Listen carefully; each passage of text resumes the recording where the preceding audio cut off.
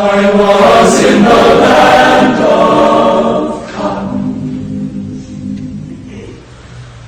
Oh, signs there are not forgotten. Look away, look away, look away, Dixieland. Other news tonight, the family of a man found hanging in a tree in the Mississippi Delta is calling for a federal investigation into his death. Relatives of 26-year-old Frederick Jermaine Carter and their attorney were joined by the Mississippi NAACP this morning in Jackson. Family members dispute claims by authorities that Carter committed suicide. That is, they say they have evidence he was murdered. Carter was found hanging in a tree December 3rd in a field near Greenwood. The FBI assisted the LaFleur County Sheriff's Department with the investigation and found no evidence of murder. Investigation to ensure that there is a legitimate full investigation that's taking place. At that time, we will provide whatever information that the Carter family and their attorney have gathered up to this point to ensure that individuals who are doing the investigation have all the documentation information needed to come to a clear conclusion. Now, Sheriff Ricky Banks says Carter had attempted suicide before. The family acknowledges he did have a history of mental problems. There has been no official ruling in Carter's death. Way down south in Dixie.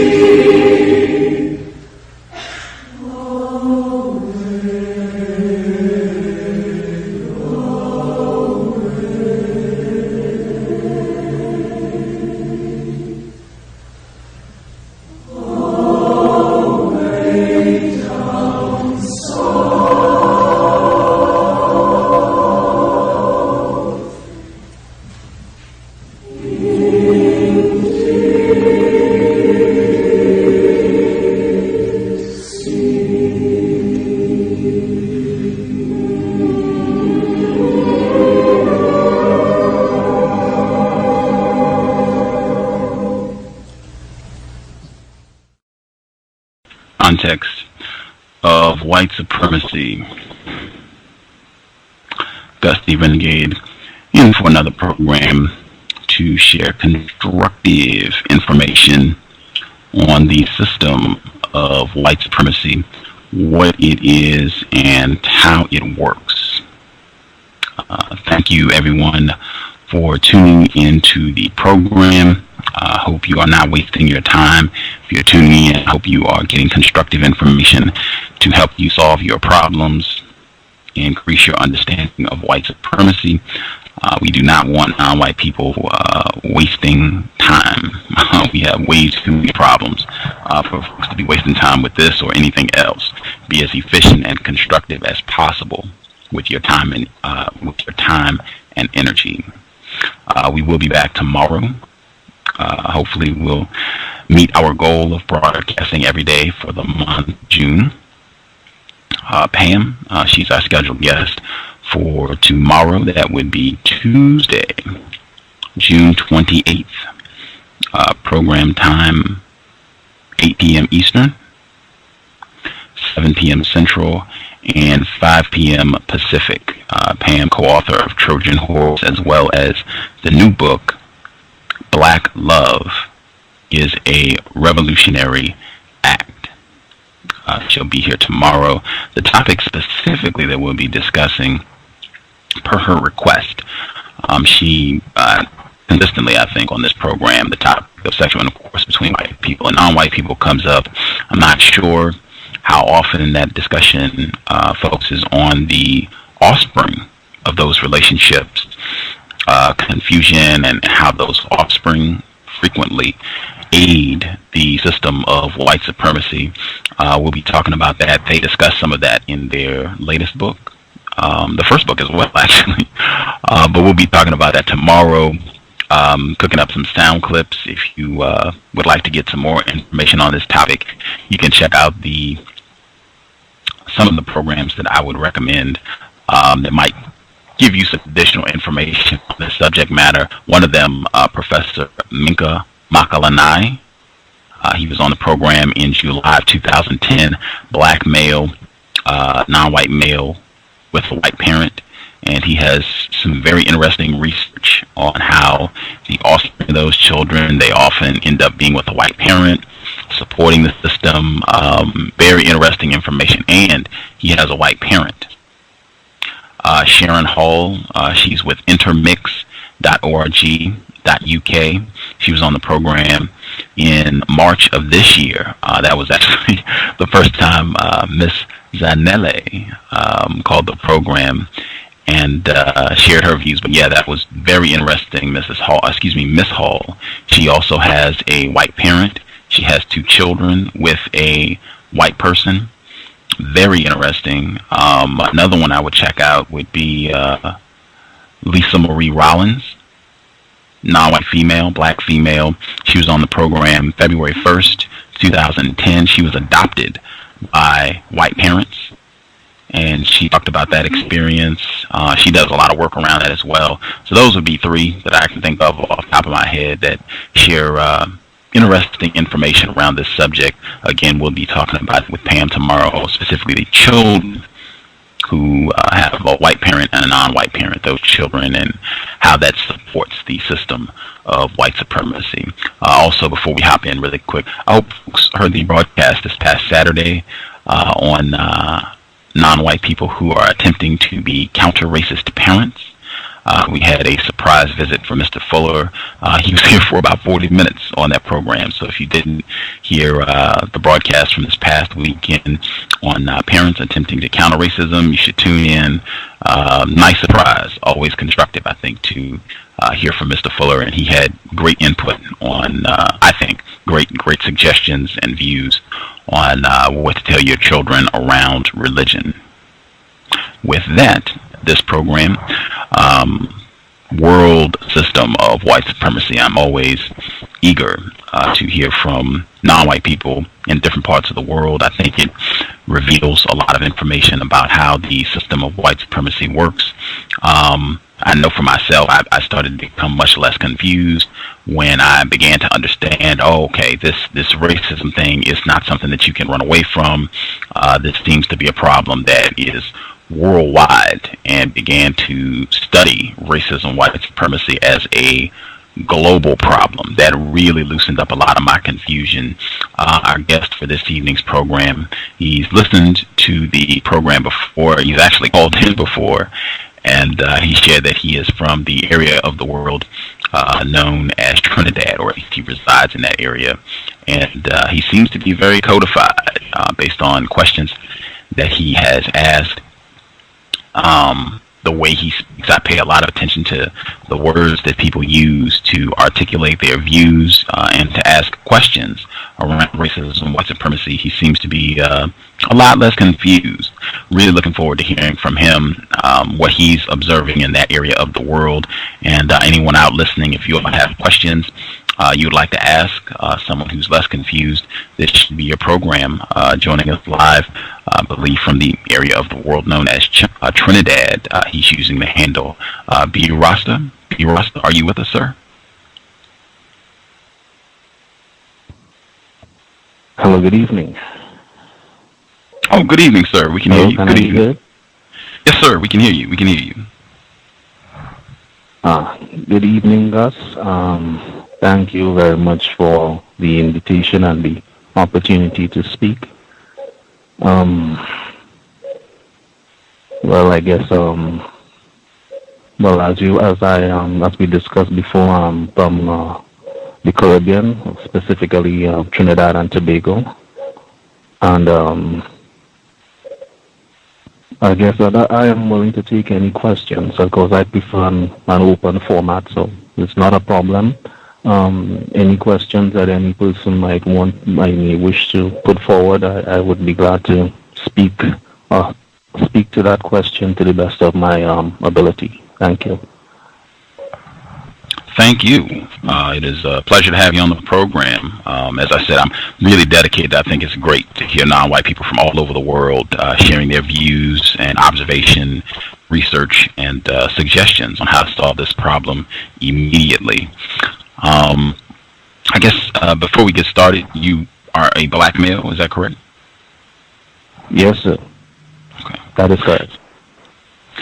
This program, the C.O.W.S, context of white supremacy, I have unfortunately concluded that we are in a global system of racism, white supremacy.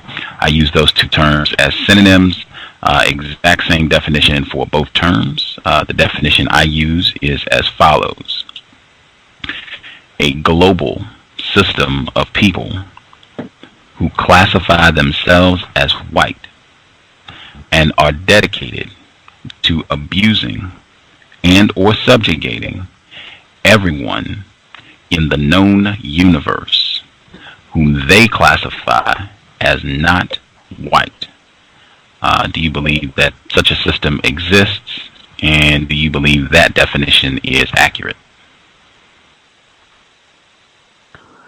Yes, sir, I believe that such a system does exist, and I believe that I would accept your definition, except maybe for one part. I would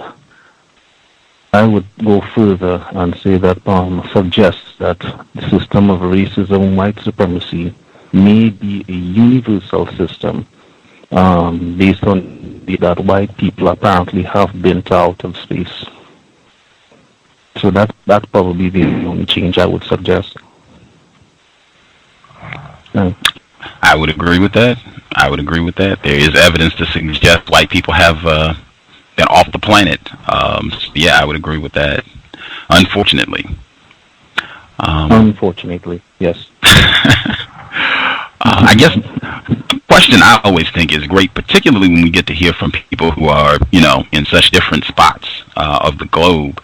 How did you become more informed about racism, white supremacy? If you can share some of that process, whether it was books or people that you talked to, just some of what helped you to get a better understanding of what's happening in the universe.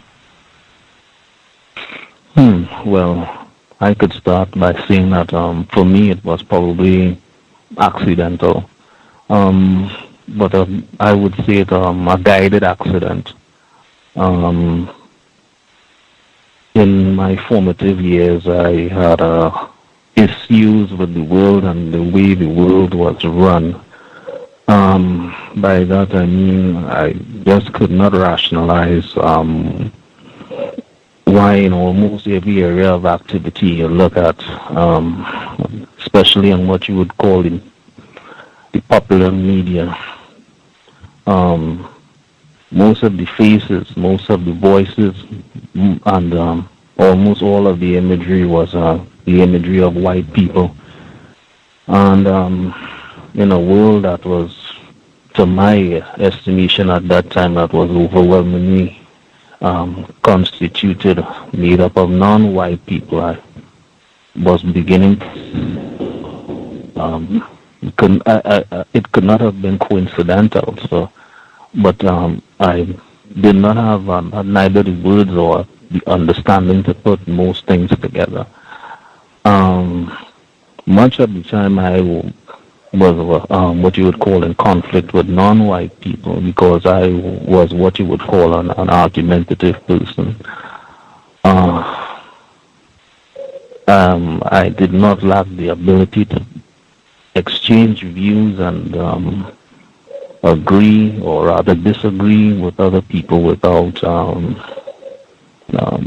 becoming, extremely annoyed and angry and trying to understand the behavior of non-white people, myself included.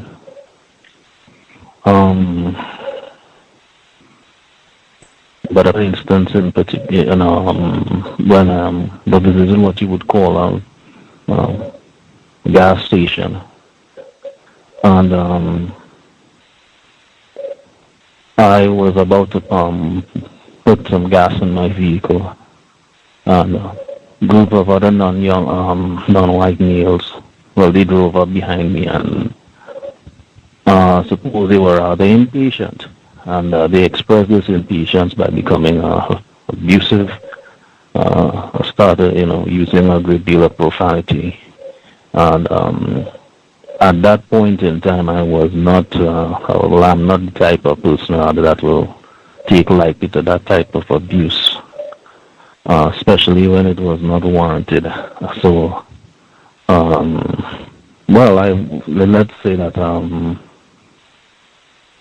cooler heads prevailed because I was actually holding on to the gas dispenser in my hand, and I was about a couple minutes or a couple seconds away from lighting it, and probably I would not have been here today because the result of that would have been a rather large explosion.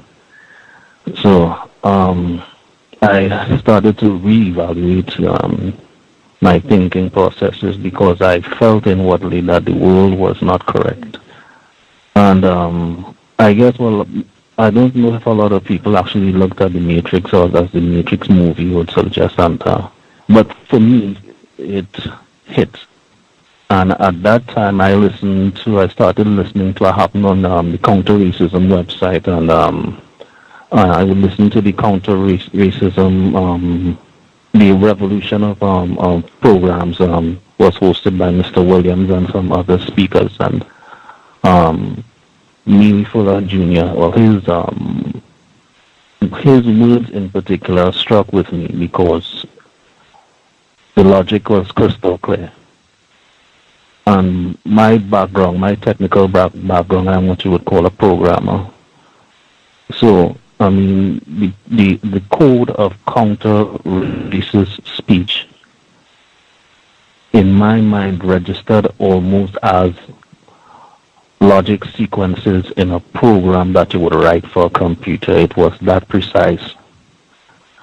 And it was difficult at first, but let's say within 2 years, continuous listening, eventually purchasing the code, studying the code, and I found that not only did I begin to see the world exactly for what it is, I was slowly gaining the ability to apply the words to describe what I saw.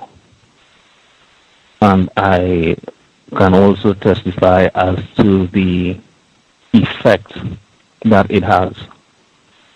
Because interactions with white people changed. And in that, I have noticed, and in my part of the world, in the Caribbean, or Trinidad, you would see non-white people, you would see white people. They would come either as tourists or either some type of technical consultants. So in my field of expertise, which is the information technology field, the information technology sector, they would come across, they would come as consultants. And when I started to change, I noticed a difference in the reaction of white people. For some reason, tended not to want to stick around me. They became increasingly uncomfortable because I took time to listen to the words that they used, and I was never afraid to ask tough questions. In fact, I think that came across at one time a white person from the part of the world, I believe it was Texas, from the United States, was a consultant that worked for probably Oracle or IBM, and he was a little bit bemused by the fact that I said that put it across in a way that I asked a lot of questions. And I responded by saying that I believe that was the reason that I was there. So after that, he didn't want to answer too many questions, but he was being paid. So without going on, and I suspect that I am that would be some background as to how I became involved in counter-racism and focusing on words. And yes, the problem is white people. Thank you.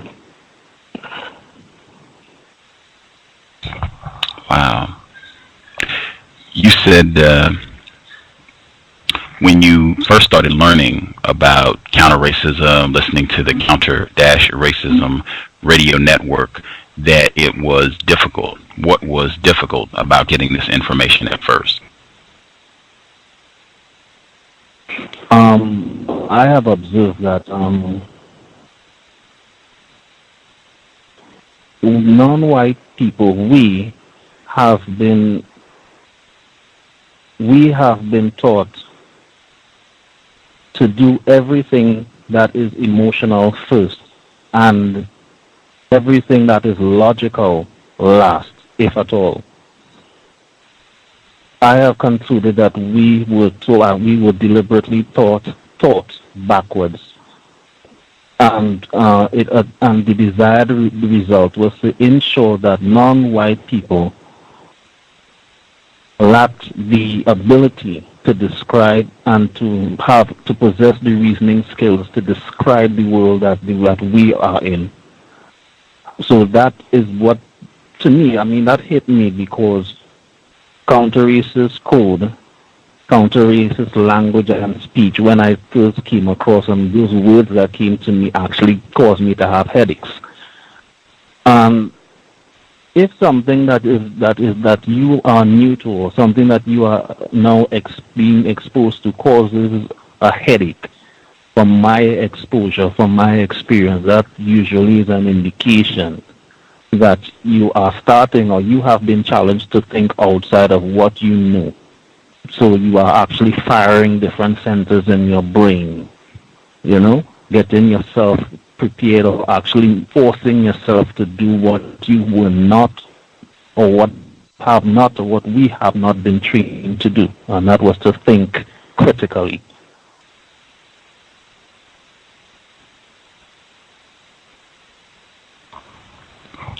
Context of white supremacy. Wow. Very interesting.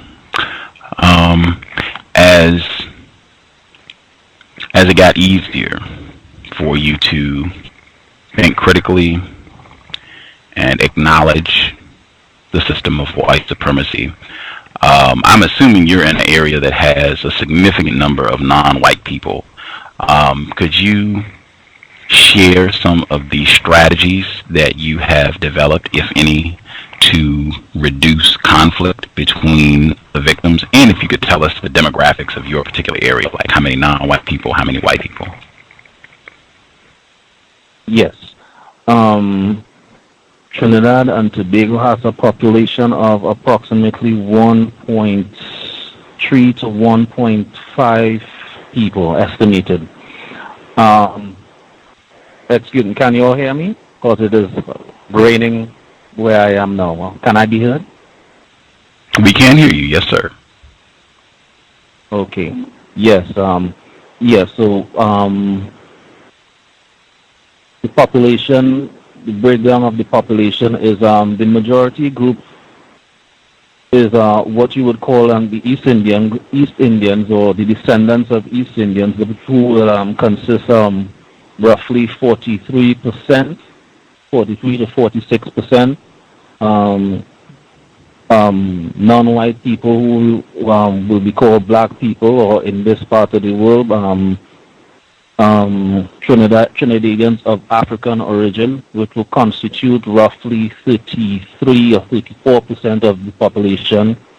You have somewhere in the range of 6 to 8% of people who we will call mixed, and mixed in this part of the world will be either a mixture of what you will call African and Indian people, or African and people what you would call other miscegenated people, who would consist of, let's say, the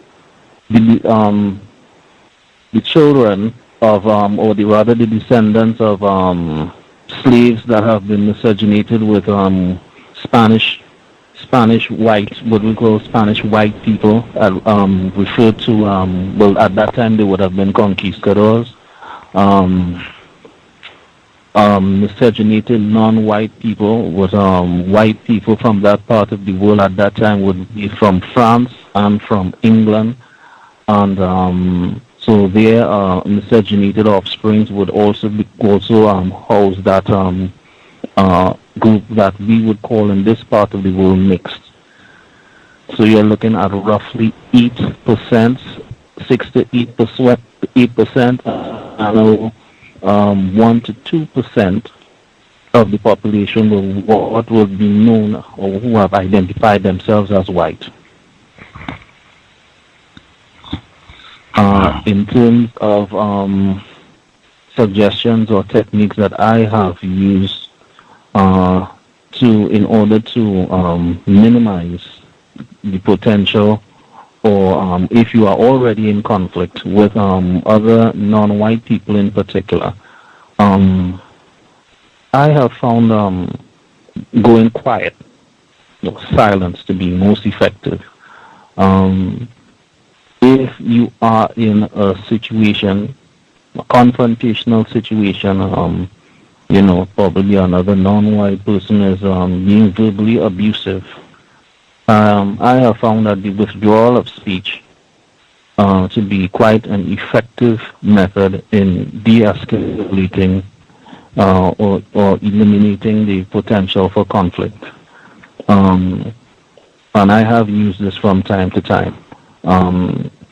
Because many a time the problems that non-white people in this part of the world experience, the diagnosis, the misdiagnosis is that problem is caused by some other non-white people, because we don't see the racist white supremacists. They come around from time to time, but when they do come around, it's not in large numbers. So it is easy for a non-white person to come to the conclusion that the problem would not be white people, but rather the non-white people. So great care should be exercised in your interactions with non-white people from, I would say throughout the Caribbean, but not entirely, because I have not been throughout the entire Caribbean, just a couple nation states. Apart from that method, I would also suggest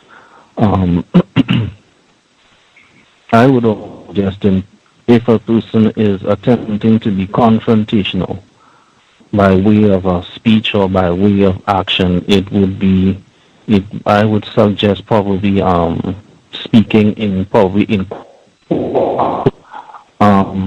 I have found that if a person is shouting, or you are attempting, or a person is attempting to lower you into a shouting match, I have found it quite effective to speak in lower tones, so that the individual, because he's shouting and he is not going to hear you if you are speaking in hushed tones, and he has to make an effort, or she has to make an effort to quiet themselves in order to hear what you are saying, as long as you maintain that hushed tone.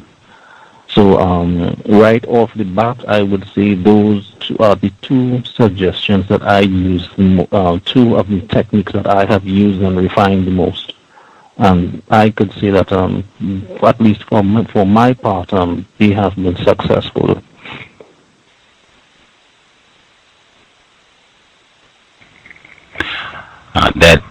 The latter I think they're both outstanding suggestions.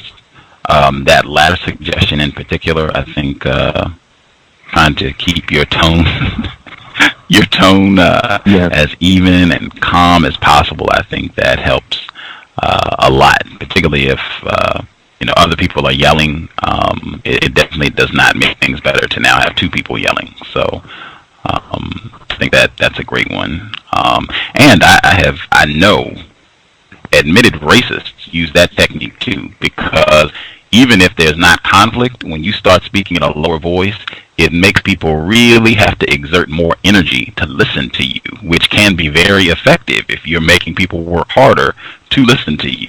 I know admitted racists do that strategically when they want to make things sometimes. Especially white women, I've heard that exactly. from. Yeah, I didn't mean to interrupt you. Sorry about that. Yes. No, that's quite okay. I was just supporting your point. I have observed that as well. Context of white supremacy. Now, see that I'm very interested about this because it seems like the area that you are in is the exact opposite of the area that I'm in. Very high concentration of white people here. I'm in the area of the world, Washington State, United States. Your area, Trinidad, Tobago, it seems that there are very low number of white people, very high number of non-white people. It would seem like it would be very difficult if you have a lot of confused victims to try to say the problem is white people, when I suspect you could probably pretty easily manipulate your day so that you don't even come in contact with white people. Is that true? That is correct. That is correct. What do you say yes, when you? I'm well, sorry. Go ahead.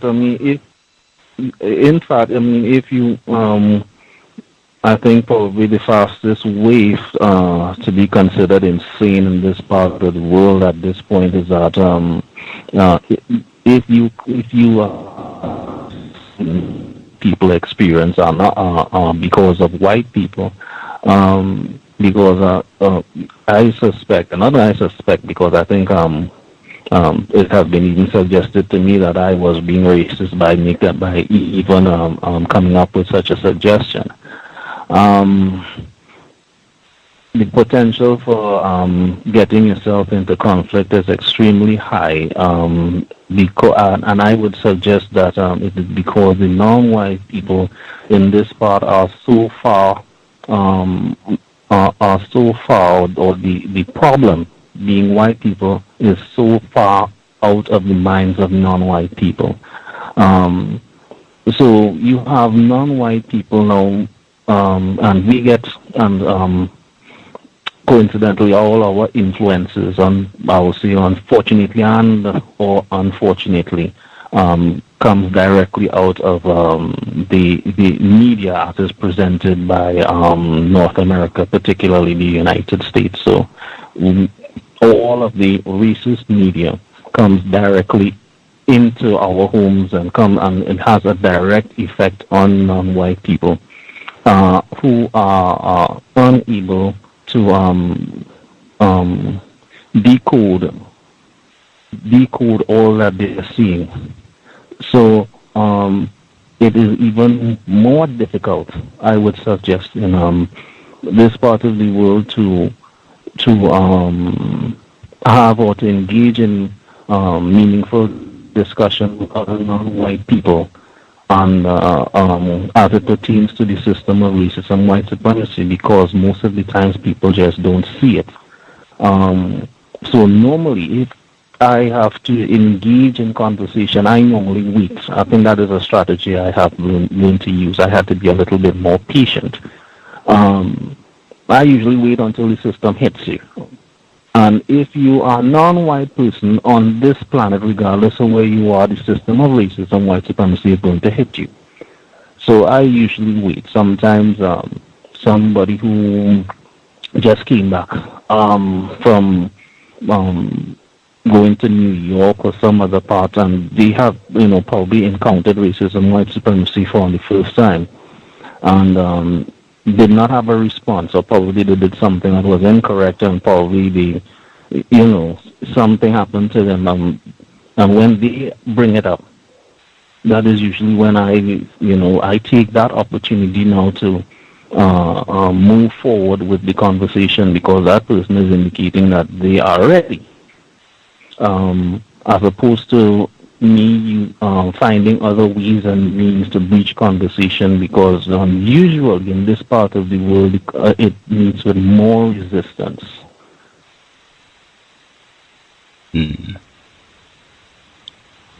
I'm not surprised. Unfortunate, but I am not surprised. Yes, indeed. Yes. If there are folks out there who are listening in, if you would like to call in and ask a question or questions, get more information about racism, white supremacy in the area of the world known as Trinidad, Tobago, call in. I'll go to the phone lines, whenever people call in, so we won't have to wait Just press *8 if you're on TalkShoe, and I can get you over there. If you're at Free HD, I can get you up there as well. Let's see. Check in both of them. Okay. I'll keep an eye out on the switchboards for hands. I had folks in the chat room, they were already asking about quote-unquote colorism, and if there is conflict between victims who have lighter complexion skin versus victims who are darker complexion. Is that an issue? Yes, sir, definitely. For Trinidad and Tobago, I would say that probably we have doubled it. I would say probably we have it even double, because other populations throughout other island states in the Caribbean, where you would see probably a higher concentration of non-white people of African origin, we have the two major sections of our population consisting of Trinidadians who came of what you would say of East origin, non-white people of East Indian origin, and non-white people of both, and I wouldn't say coincidentally, but both groups have this color sickness. Both non-white females of African and Indian origin, with darker complexion or highly melanated, there is wide use of a certain product that you call cocoa butter and other skin whitening agents, and that is widely used in this country, because some non-white females, especially we have been we have been taught that by the racist man, racist woman, that one should strive towards having what you call a lighter complexion, whatever that means. But it has been our experience in this part of the world that the miscegenated or the greatly or the more highly miscegenated, the non-white people were, through their contact with racist man in this part of the world, the better the treatment, and that transcended from the formal system of slavery. Miscegenated peoples, those who were closest to the plantation owners or the slave masters, those who were working out in the fields, and in this part of the world, the cash crop was what was called sugar cane. So you could imagine that those of darker complexion, people like myself, would be what you would call would be committed to the fields, and those that of light complexion would either be in the offices or in the slave houses cooking for the masters and the plantation owners. So it was widely known that those who had lighter complexion, lighter complected skin tones, received better treatment. Some had some opportunity to learn reading up to a limited extent. And this was carried onwards after the period of slavery. The slavery official, that period had finished, and which was in our part of the world.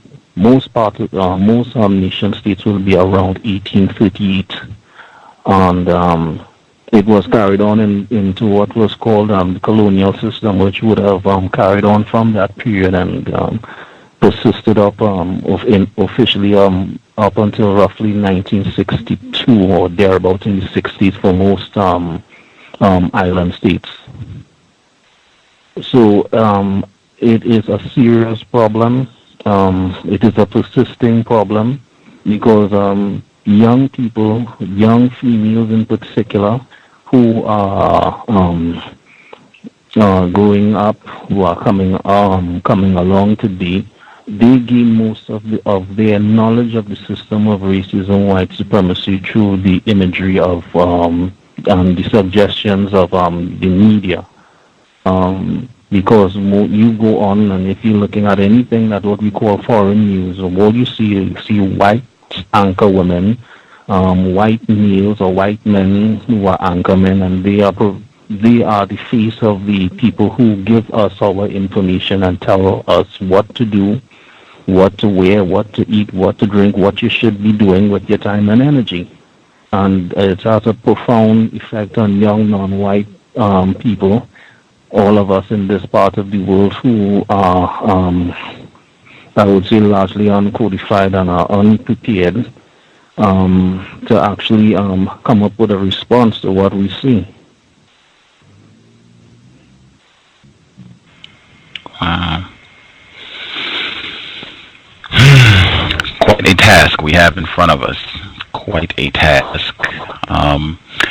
There's a listener. I had a follow-up question along those lines, particularly with non-white people, so-called East Indians, and non-white people, black people, I guess, in that area. Yes, sir. Yes, sir. Someone, they called in with a question, I believe, caller in DC. Caller in DC, if you have a question for our guest, your line should be open. Please feel free. Greetings, everyone. B. Rasta, we spoke a few weeks ago on another program, and to recap what we talked about, we kind of said that patois was a form of language that is primarily used to confuse the white supremacists, and economically, the white supremacy is dominant in your area of the world, directly and indirectly.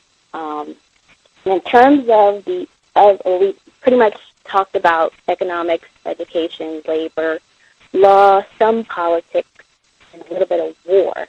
But can we get your take on the religion, how domination of religion happens in? Yes, ma'am. Thank you for your question. If I could just clarify a bit, were you asking particularly about the effect that religion had on non-white people in this area of the world? Is that your question, ma'am? Yes, that question, and also in terms of, because I have a few friends from Trinidad, and I don't know if they don't want to tell me about the religion aspect, but they also say that they practice some Hinduism.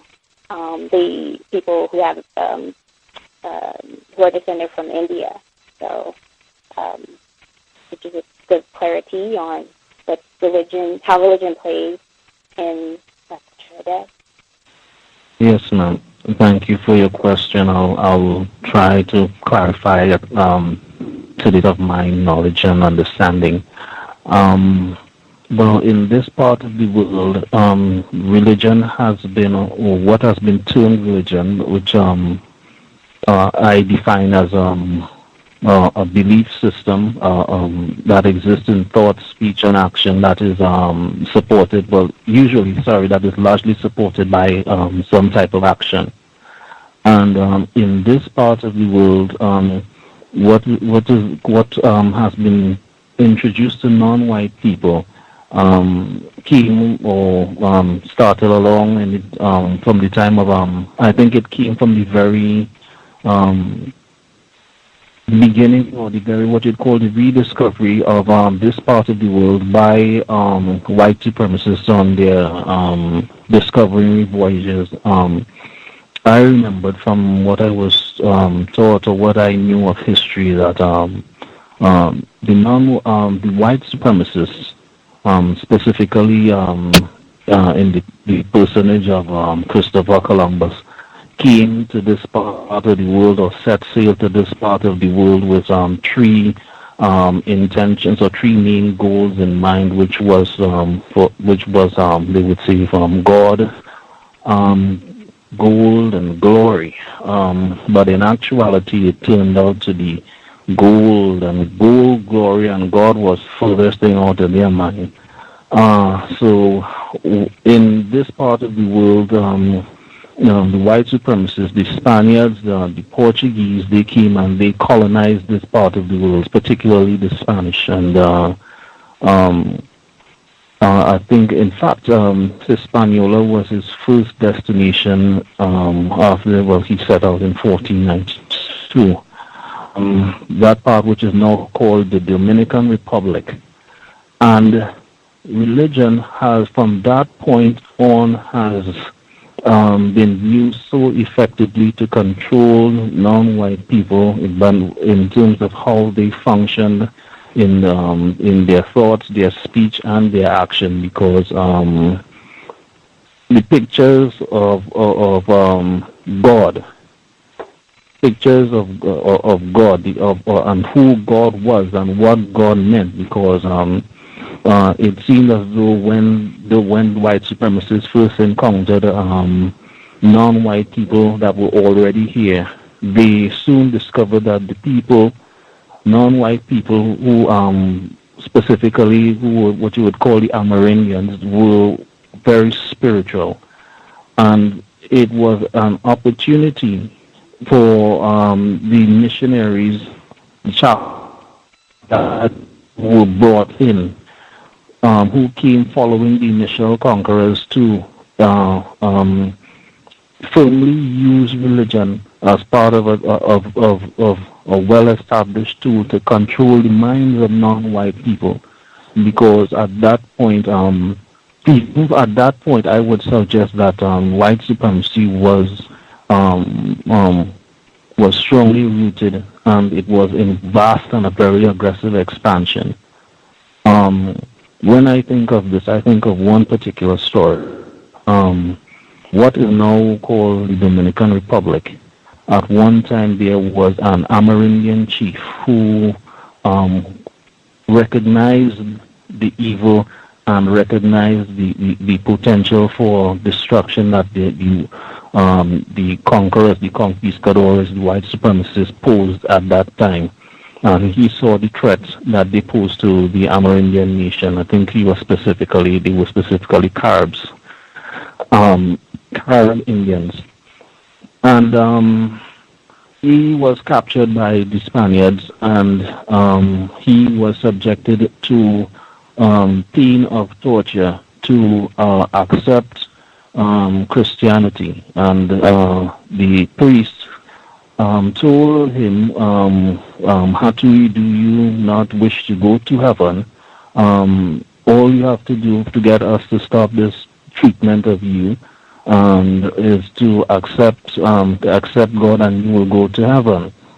And I think his last words to those white people were, he asked the priest, would there be any white people like yourselves in heaven? And then he said, well, yes, all Christians and those who accepted God will go to heaven. And on his dying breath, he said, well, I would prefer not to go to heaven. And you could, that I suppose, all in all was,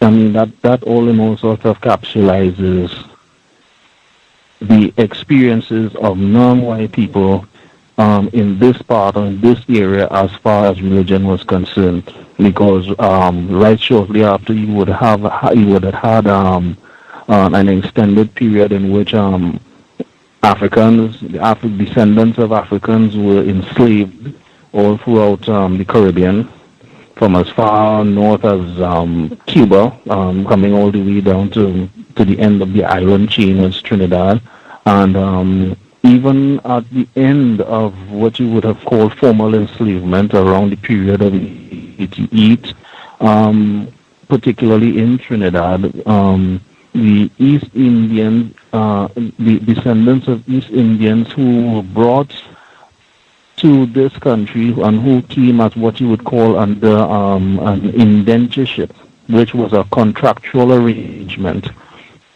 that was made with non-white the Indians from India to come to work all the plantations and the sugarcane fields that were now left abandoned because they now needed a new labor force. But this time they were not, seeing that it was officially the end of the period of slavery, they knew that they would not have been able to enslave the Indian population that were coming to Trinidad because based on the contractual arrangements, the Indians could have gone back. So in that way, you would see now the contractual arrangements were a little bit. I wouldn't want to use the word loose, but it did not constrain the East Indian people to the extent that they were not able to practice Hinduism, which was indigenous and which they brought with them, and they were allowed to brought, unlike the African descendants, unlike us, who all our knowledge of self and our knowledge of history and culture was stripped. So this new arrangement that would have allowed East Indian descendants to retain that culture, to retain what they would have practiced. I think it allowed for some form of cohesion or greater cohesion amongst that group of non-white people, as opposed to the Africans, or as opposed to our grouping in particular. I think that because we suffered so greatly, the legacy of this formal arrangement, and it has persisted and it continues to persist in the way and the manner in which we go about interacting with each other. And it is something that is noticed, and is quite noticeable by other non-white, particularly Indian people, who were subject, or a large part subject, white supremacists.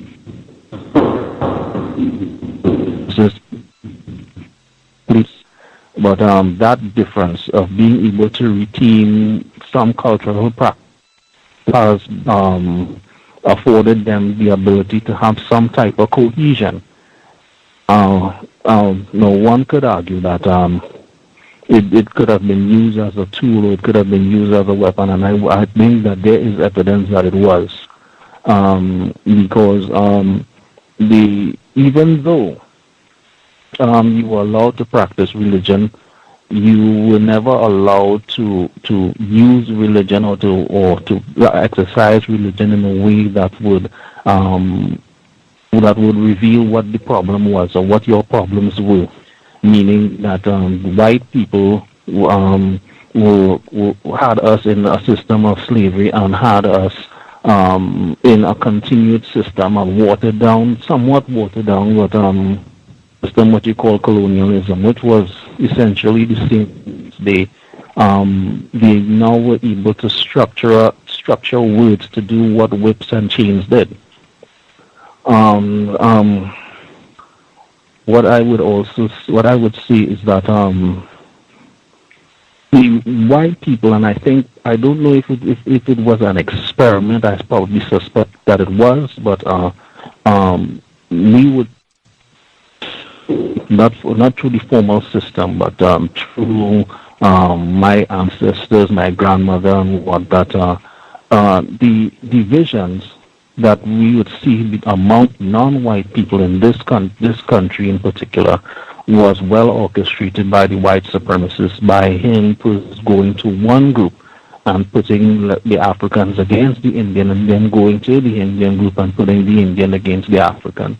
Because at that point, the white supremacists, they were so very few in number, and so they had to make use of every tool, every device of deception that they could use or put in place and instill into the minds of non-white people to maintain control and to further continue to exploit and reap the benefits of this part of the world. I have found this particular book, the William Lynch letters, to be particularly revealing because I think it suggests a great deal of truth. Yeah. Thank you. I hope I wasn't too long. No, I mean, since you are probably less confused, I have a few Trinidadian friends who are probably more confused. They could not give me an answer that explains the history and the background, so I greatly appreciate your answer. I have one more question. I guess it's relating to entertainment / religion. The importance of Carnival in Trinidad. Could you explain what the importance of Carnival is? Okay. Well, for those who are probably hearing or not probably fully aware as to what Carnival is, Carnival to Trinidad and Tobago, in fact, to most islands this part of the world and in South America would relate directly to your Mardi Gras celebration. It was a practice that was started by the racist white supremacists, specifically those that would have come from France, because they realized that it was really problematic controlling such large numbers of non-white people, keeping them under keeping people subjected to such brutality for so long, and having to come and to put down the rebellions and to put down the revolts continuously, and that was expending a great deal of resources. And it came to the point, I suppose, it was actually beginning to affect the operations of the system, because to maintain a colony at that time was a great deal that the white supremacists would have to expend, because they have to extend themselves from Europe. All directions and directives came from Europe, and as much as possible, in order to stay in business, to be successful, the importance of having sustained periods of calm was essential, so that they could solidify their control. And at some point in time, I don't know whether it was coincidental or not, it was come across, it was discovered that if there was a period, it was suggested that if there be a period, whether it is a short period where the slaves at that time, where we would have been allowed to just for a very 2-day period to as it would say, have something of a party, a means in which where you could release stress, take off some of that energy from working under those plantation conditions, under that oppression all the time. It was suggested that now it would have been sufficient to ensure that you have more compliant slaves, more compliant indentured servants, who would be less likely to want to stage revolts and would less likely want to overthrow their slave masters. And I want to suggest that was largely successful.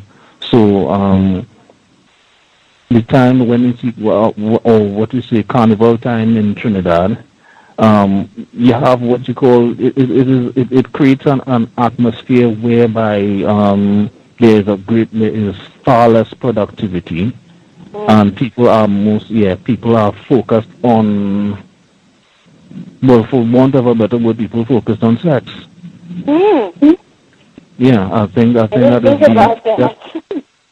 I think that is as honestly as I can put it, because I have always observed the levels of stress in this part of the world are tremendous, because there are a great many things in this part of the world that things don't work. There's a lot of infrastructure problems. Cost of living is high. You have, and then again, you have from external forces that will come in, and they would actually make things even more difficult by way of policy. So things could get very, very, very hostile. So governments, I think, look forward to having this carnival, and the carnival has the effect of ratcheting down the level of stress collectively, so that after people become very, very, very, very pliant, and people more or less, they kind of fall back into the groove of the system. So it's, at that point in time, it's very, very difficult for counter-racism, because most of that, at that point, more than any other time, non-white people they are more or less gravitate into that zone where they're more or less focused on party, having a good time, the sex, and incidentally, more than any other time, that's when the white people show up. That's when the white people show up. So they look for non-white females, non-white males in which to have sex with.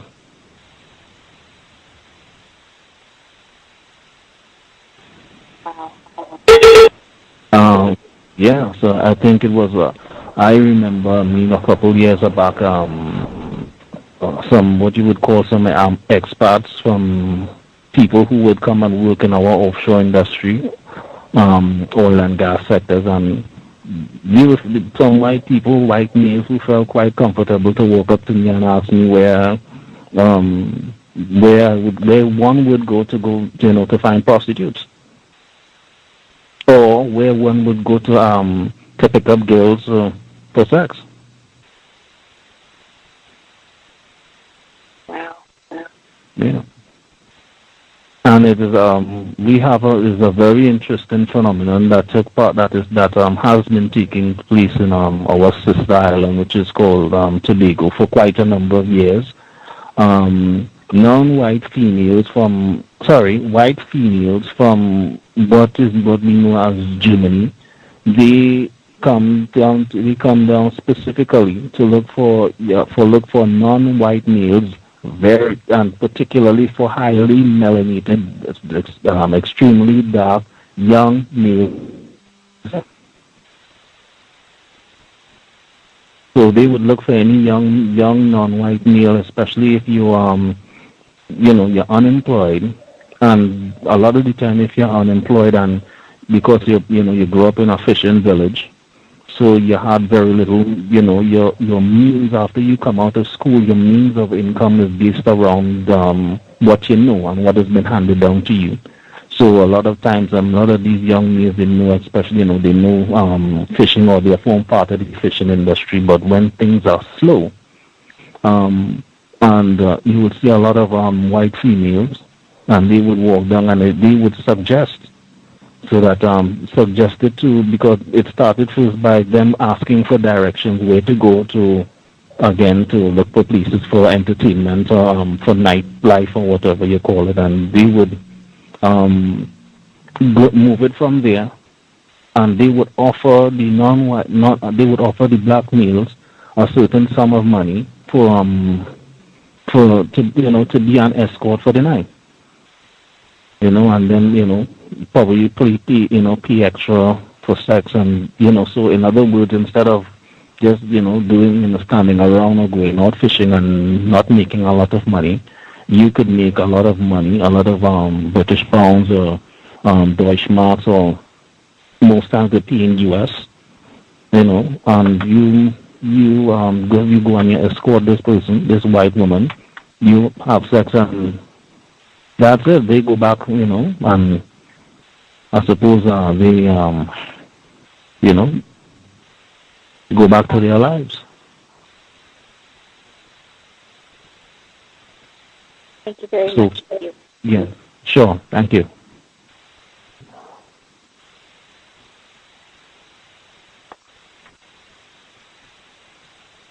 Context of white supremacy. If there are other folks who have questions, feel free to press *8, and we can get your line open. If you have a question on the talk shoe line, just press *8, and we can take other callers. If you're on Free HD, we can get you over there as well. While I'm checking out to see if we get other callers, I'll just rewind to the conflict or potential conflict with so-called East Indians and so-called black people. I guess if you could give us more information about that, and I don't know, is that a significant barrier to countering racism in that area, conflict between black people and so-called East Indians? I would suggest, Gus, that it is for one and only one reason: you do not see the white people, and that to me is the biggest obstacle. By and large, as it let's say, the person in the street, man in the street, we don't have problems. We exist, we live next to each other, we have dinner together, we and our children play together. Where the difference comes about is in terms of management of, I would say, in the area of economics, where management of its resources and how these resources are utilized, that becomes a problem. In the area of politics, because what you have, the two-party system was what we inherited from the racist white supremacists. It is called a system. In that part of the world that is called England, I think they call it the British common law, where there is one side that has one particular view and an opposing view, or it is the job of the opposing side, and normally refer to the opposition, to have an opposing view with the intention of keeping the ruling side or the governing side in check. When we would call independence, the functions of what we call parliament, which is the house, or where both sides, the governing side and the opposition side, are work and function, were automatically populated by, on one side, non-white people, African, and on the other side, non-white people, Indian. It was because it naturally occurred because the animosity, or rather the suspicions that non-white people had for each other, those particular moves that was fostered and encouraged by the white supremacists, persisted, and it actually naturally took this opportunity to elevate once the space for political power was created. So from the cane fields, from the plantations, to the halls of power, or we could put that in parentheses, because the power was always it was not real power. It was, although it might seem so in practice, because at the end of the day, you still go, whatever you need, you have to go back to racist man, racist woman, because our island state is so small. But within this environment, you had the makings for the conflict, that the conflicts in terms of between the predominant groups of non-white people in Trinidad and Tobago, that has graduated into what is happening today. So the problems are political, what we call political. And what you would see is that for a great period of time, the party that predominated with African or black people, they had what you call they had a very long span, 30 years, where leaders, all the leaders that emerged from this group were able to actually bring nations out of one period, which was supposedly what we call the colonial period, into what we call the post-colonial and into the so-called modern era. That's what we refer to it. But so that 30-year span was, let's say, from 1976 coming up until about let's say the turn of the century. During which time there was what you call there was increasing agitation by the other major group, which in terms of population, because previously it was actually black people who had the greater population representation. So black people, we were actually more around the range of let's say 43, 44, 45% of the by terms of population. So Indian or the Indian population is actually around 34, 35, 36 and increasing. And that has actually reversed within the 30-year period, more expressly because of the migratory patterns out of this part of the world, particularly to the United States and Canada and the United Kingdom. And also due to what you call changes in the population growth patterns that happened. So it actually was something of an explosion in population for the non-white Indian population, which has actually come into an ascendancy. So it's seemingly translated into what we call political power, that around the time of the turn of the century. So at that time you would have had first prime minister who was an East Indian descendant. He came into the political fray and changed a lot of a lot of the things that were identified as problems by the non-white the non-white East Indian group, who felt that for a long stretch of time that they were largely marginalized and that their inputs were not recognized, and so they now saw it as an opportunity to change things and to come into an ascendance, establish themselves as the dominant group in the country, and as a result, that role reversal would have put the African people, black people, in a position where they were feeling somewhat now alienated or increasingly marginalized, because you would have a feeling that more opportunities or less opportunities are now coming your way, because there is more the opportunities being offered to the Indian people, and so there is now what you call a sort of friction that is somewhat occurring between both groups of non-white people. So there is what you call an adjustment for resources, so that resources could be allocated to one's particular group.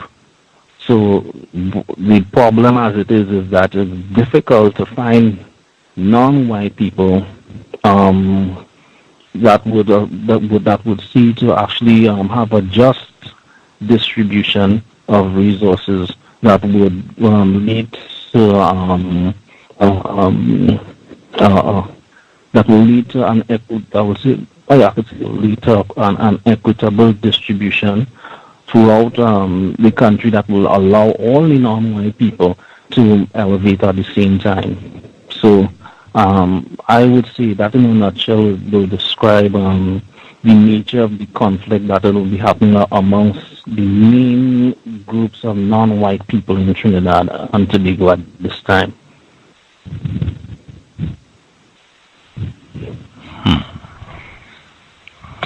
Context of white supremacy. I guess I'm asking. I'm very ignorant about most things, and I'm definitely ignorant about the nature of how racism, white supremacy works in Trinidad, Tobago. My general understanding, the general trend that I see, and I just want to see if you think this is happening there, is that racist woman and racist man, they use non-black, non-white people, and frequently many lighter complexion non-white people as a buffer group to dominate all non-white people and especially black people. Does that general pattern, is that happening in Trinidad, where East Indian non-white people who are not black are racists manipulating them to maintain control and to especially abuse black people? Well, I would, the former, I would say yes. There is a constituent group of highly miscegenated non-white people. I would not call them, they would not fall within the group called Indian. They would be the descendants of white supremacists.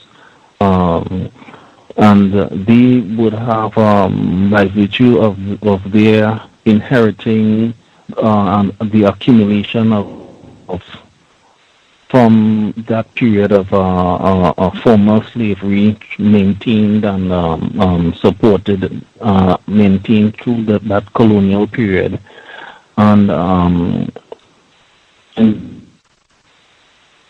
would have what you will call the influential positions, or they would be holding a lot of influential positions, even though they're not what you would call in the formal political arena.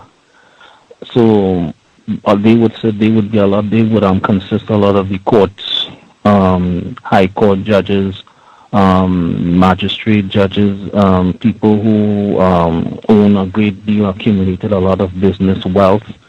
So we would be heading a lot of the business chambers of commerce, and they, or even though they are not politically directly involved, they are indirectly involved, and they have a great deal of sway on how things are run in this country. And yes, they are. You could say that they are subject to performing the will of racist man and racist woman. I could even give a possible example, if you would allow. There a couple years, let's say 4 or 5 years, there was a particular case that was before the courts. And would you say a white boy? There was at that time, you could see that with non-white children, they normally go to a particular venue in a particular part of the country they go to party. It is a place, well, it is owned by someone, a non-white person who is known as Chinese. So, they also are a constituent part of the population, and they are they usually have accumulated a great deal of wealth. So this particular Chinese Trinidadian person owned a club, and non-white youth from a certain part of Trinidad, and usually the non-white people are young people. In particular, they have no problem in terms of mixing together to go out. So you'll have the group. They will consist of Africans, blacks, Indians, Chinese, just about anything that you could probably think of, except white, because white people, they keep to themselves. But this place, it is frequented by the children of white people, white children, teenagers. And there was a non-white male. He attempted to enter the club. He was confronted by a white youth who told him that this is what you call white night, a certain night in the week. There was only allowed official rule that it was made known unofficially that it was only accepting white people or white patrons into the club. So I think in an attempt to challenge this, a non-white, young white male who was mixed attempted to enter the club, and he was confronted by this white youth, and a fight broke out, and the white male had what you call, he had in his pocket he had a pair of brass knuckles, and put on the knuckles, and he struck the non-white male in his head, and caused a great deal, caused skull fractures, and the young man eventually died. So this case was national news because it was featured as the son of wealthy white people who killed a non-white person. And the white boy, the young white male, he had best of representation, and it caused a great deal of uproar in society, but it was no surprise to me that he got off. And the moment that he got off, it was understood, and his parents got him out of the country, and he went to Florida, I believe, and never returned. But strangely enough, or oddly enough, the very person, the judge who released the white boy, who actually declared him not guilty when he clearly was, because it was done in open public and there were numerous witnesses. He was a highly miscegenated person, and it was discovered, and that person now was a former judge. He has emerged onto the political scene, and in fact he made an public apology, apologizing for freeing that white boy. But I mean, what is very little consolation to his mother at this point. When he apologized, did he give any sort of explanation as to why he, allowed this person who is suspected of killing or all these witnesses? Did he give an explanation for his verdict? No, he did not. Just offered an apology. And apparently he was not pressed further. And is currently a minister of government today.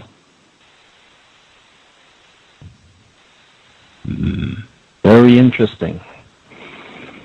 Very. To be expected. And this reminds me of Shaft with Samuel L. Jackson, where they're at a nightclub. Non-white male, it's a black male. He gets killed. They basically crack his skull. White person cracks his skull. They go to court. He gets off. The revised Shaft that came out. I mean, to be expected worldwide. To be expected. Oh yes, I recall that. Yeah. Yeah. If I was serious, and the folks that, if you're on the line, all the folks that are calling in, if you have questions, we can go. Anytime, just press *8 and we'll go. I'll go as soon as you call in. I'll check the folks on the free HD line as well. If people have any questions, if you're on TalkShoe, just press *8. If you have any questions, double check. 3413. Did you have any questions?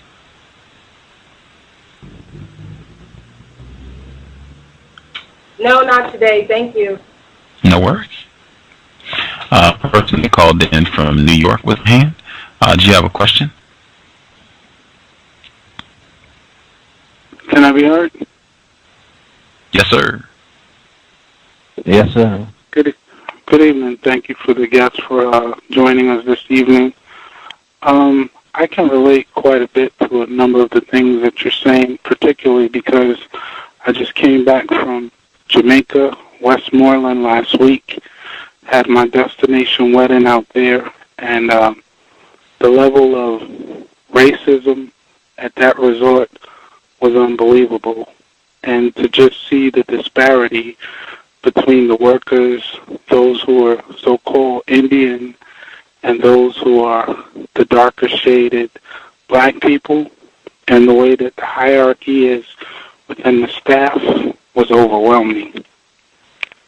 And just to see the way that the workers were interacting with one another, and to see the way that the white senior supervisors were playing them off of each other, it was a really sad commentary to bear witness to. Yes, I agree.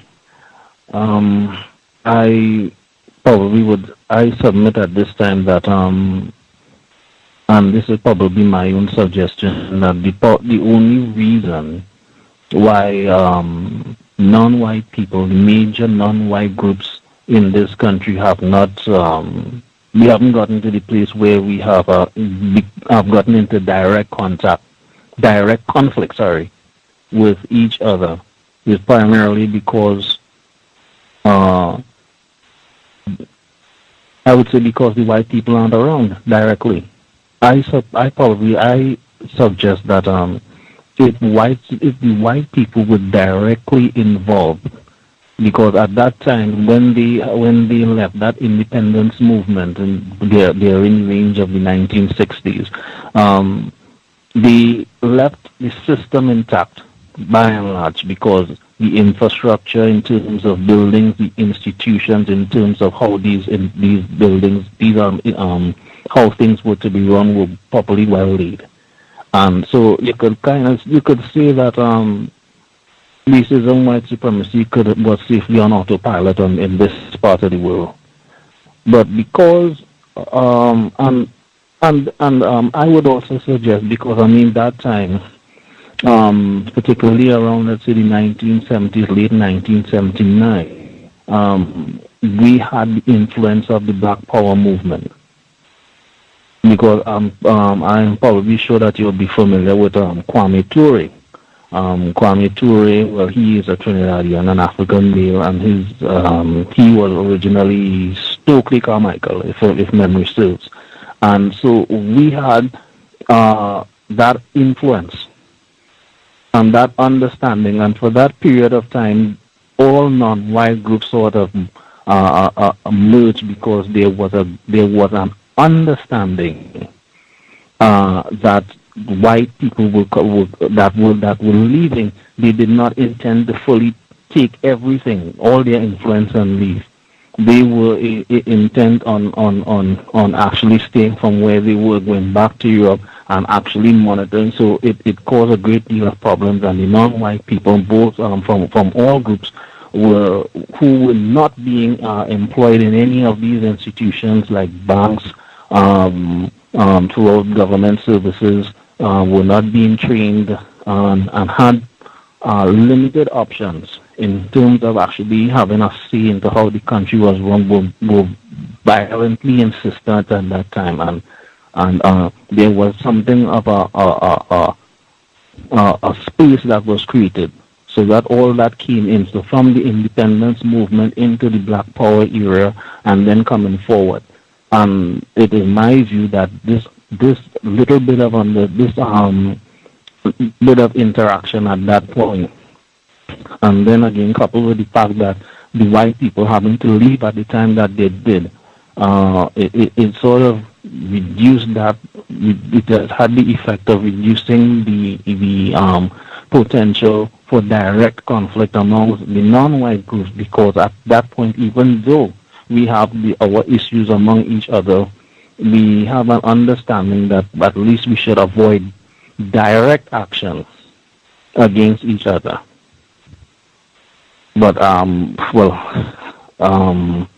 know. It's hard to say. A lot of that is kind of waning because of the in this present age where things are now so technical, where white supremacy has been so refined.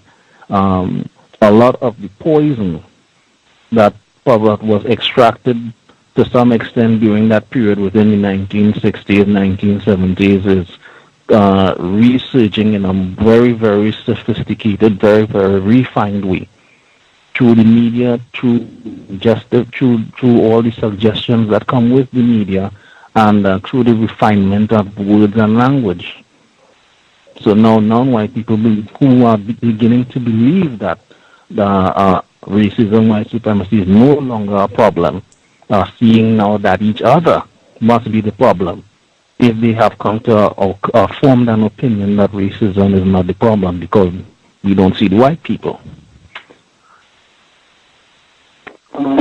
Just one observation that I noticed at this resort was there was a black male who was accompanying a white female, and he was a pretty muscular, attractive black male, and he was pretty much, you could tell, like the kept dude for her for the week. And she was sending him to get drinks and all this other stuff, and it was sad to look at. He was almost like a slave.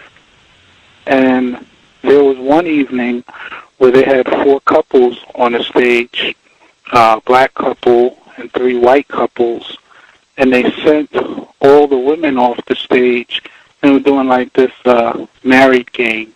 All of the couples were married at different levels, 2 years, 4 years, 11 years, 19 years. And they were asking them different questions. And then at one point, the host, who was, I guess he was of Indian descent,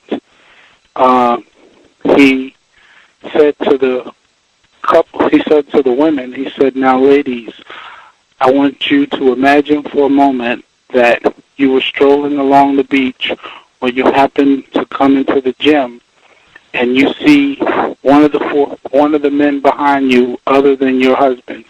Which one would you give a second look to?" Then he told all the men to go and dance before the women, every woman except their wife. And when he asked, the black couple was couple number 4. So he started at couple number 1. And he said, "Which one do you think your wife would choose?" He said, "Number 4. Went to number 2. "Which one do you think your wife would choose?" He said, "Number 4. Went to number 3. He said, "Who do you think your wife would choose?" She said, "Number 4. And I thought it was rather ironic that all of these white males assumed that their wife would look at the black male, and the wives were in agreement because they all said the same thing, that they would choose the black male. And it was just a strange sort of chemistry and a vibe there, that the way that the white people were looking at the black people, just like they were kind of like food or something.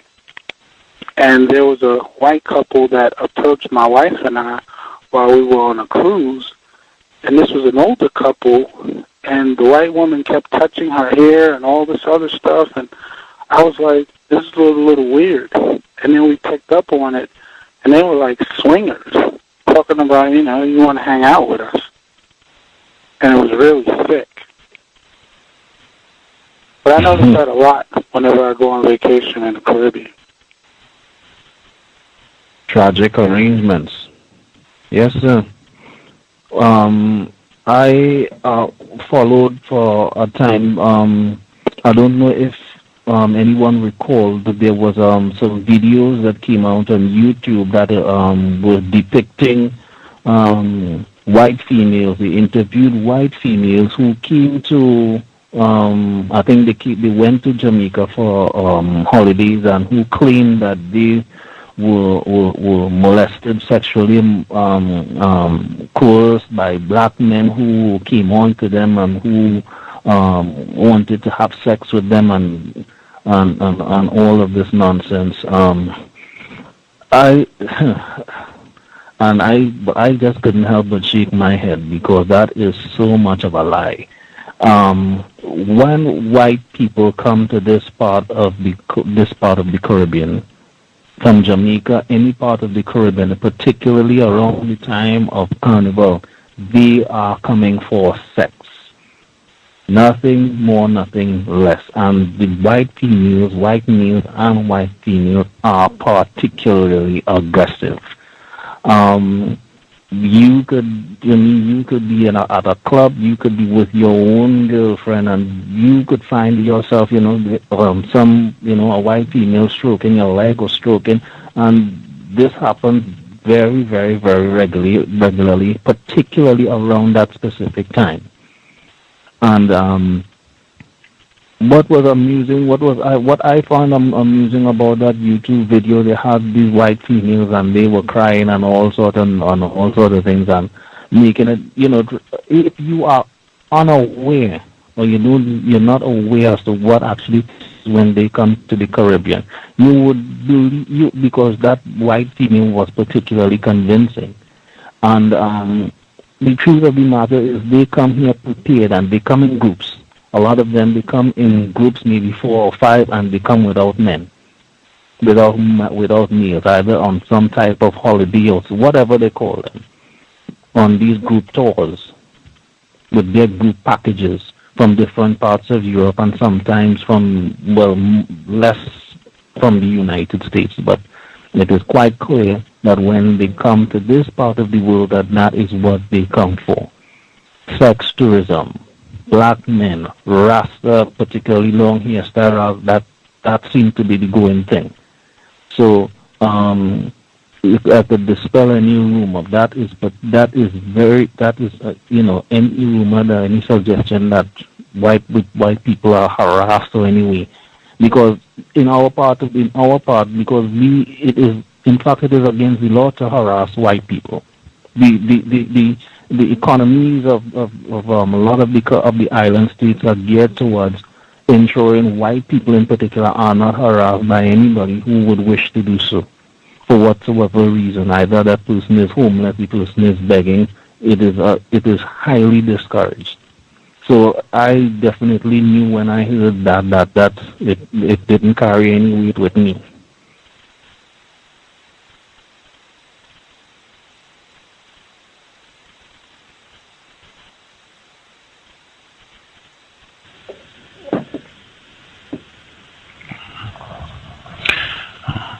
Thank you, caller in New York. Always good to hear from you. I know I've been to Jamaica. Actually, I've been to Westmoreland, Negril. I've been to those parts of the island in Jamaica.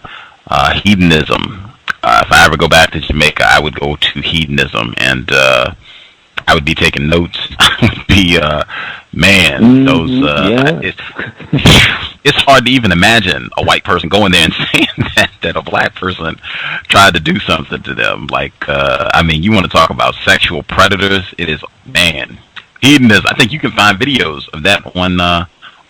Just put in hedonism for Jamaica and Negril and Montego Bay, I believe, and it should pop up.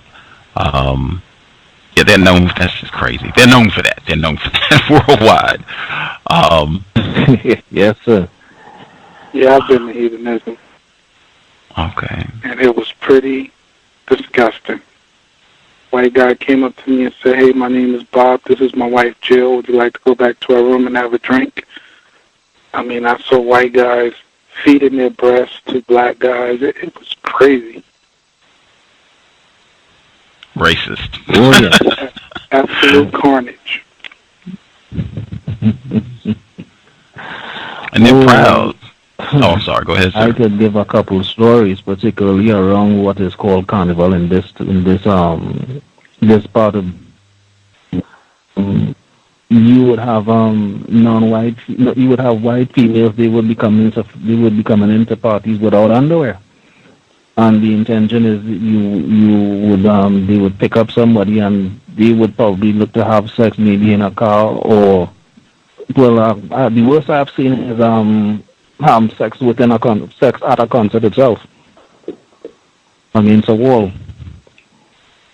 So I have formed the opinion that when white people come to this part, they come to actually do. I suppose the closest thing I could think of is probably like that the Caribbean is like the Las Vegas of Europe and for some parts of North America. So they come to do the worst that they come to do right here, and then when they go back, it's business as usual. Too bad for the white people that were affected.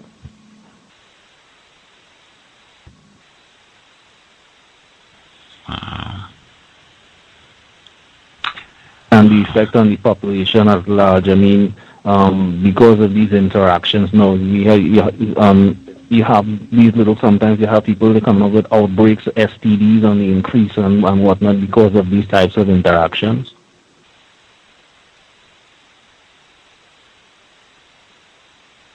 And not to mention the mind of the non-white people involved. Because many a times promises are made to non-white people, that, before they leave, they're going to leave a certain amount of money, or they're going to help that white person to secure, travel documents to get into, to have access to that part of the world. And a lot of non-white people who are unaware build up their hopes and, and they just find themselves dashed to the wayside when these white people, being white people, just, leave them without so much as, without even a pot to piss in.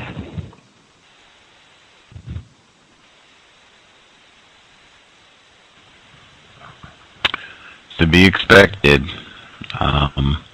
And again, white people, they make films about this behavior. In my opinion, it's bragging about, coming to rape non-white people, males and females. They brag about this sort of behavior. So, if there are other people, I guess, at TalkShoe, if you all have questions, just start, and I can get you on if you all have questions you would like to ask. And I can check the free HT line as well. Always very important. I don't know if you have children. If you do, what do you tell your children about racism, white supremacy? Well, at this time, Gus, I do not have offspring. I do not have children. But if I did, because it is something that I have given some thought to, I would say definitely study words. Words could kill you. Not understanding the power of words could kill you. And of course, be completely suspicious of white people. Be completely suspicious of white people. And after that, I would say always that's discouraged by any person, white person, non-white person, who tries to let you know in way of thought, speech, or action that asking questions is something that you should not do. I have found that the process of asking questions, the whole process of refining questions, has the effect of cutting through deception in a way that nothing else could. Razor-sharp questions, I think, was the term used by Mr. Fuller. Try to make your questions as sharp as possible, razor-sharp, so that it cuts a lot of useless conversation for one, and it gets to the truth of things. Purpose of conversation, particularly between white people and non-white people ought to be attempting to reveal truth about the system of racism, white supremacy, with the intention of replacing the system. Nothing else should be the goal. Because anything else becomes a distraction, and anything else actually, in some way, form, or fashion, helps to support the system of racism, white supremacy.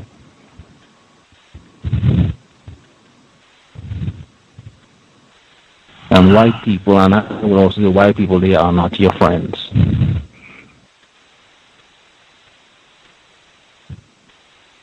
There was what they, I'm not sure if any of the guests, Gus, are familiar with the game of football. Football in your part of the world will be referred to as soccer. I'm not sure how many people are familiar with the scandal at the FIFA, which is the world governing body for what we call the world game is called football, what you would refer to as soccer. At that point in time, the FIFA, what you call the vice president, was a non-white male, black male from Trinidad and Tobago, by the name of Mr. Warner, Austin Jack Warner. He was the vice president. And I think he actually got into that position by, he served the system well, and white people took notice, and he was given what you call showcase positions, CONCACAF president, and later the FIFA vice president, which took place over a period of, let's say, between 20 to 30 years. But the problem actually emerged when he actually attempted to practice real power as the FIFA vice president, and by awarding the World Cup to non-white nations, little-known non-white nations, the World Cup, which is the largest, the most prestigious tournament, to Bahrain, Dubai. I think that was 2024, somewhere around there. And this upset the United States because he had promised to support their bid, and this upset the United Kingdom. In fact, a chief white supremacist, I'm using that word white supremacist in the form of Prince William. I think he came and he made an attempt to solicit the support of Mr. Warner. But the effect of that was supposed to be, listen here, you are one of us. You are our subject. You still are, because you're part of the Commonwealth. I'm the prince, so you put your votes behind England. And I am suggesting that when the white supremacists was disappointed, they were upset. They felt that they were set about within very short order to remove this non-white male, because I would think that the effect they were probably collectively saying that who does nigga think he is?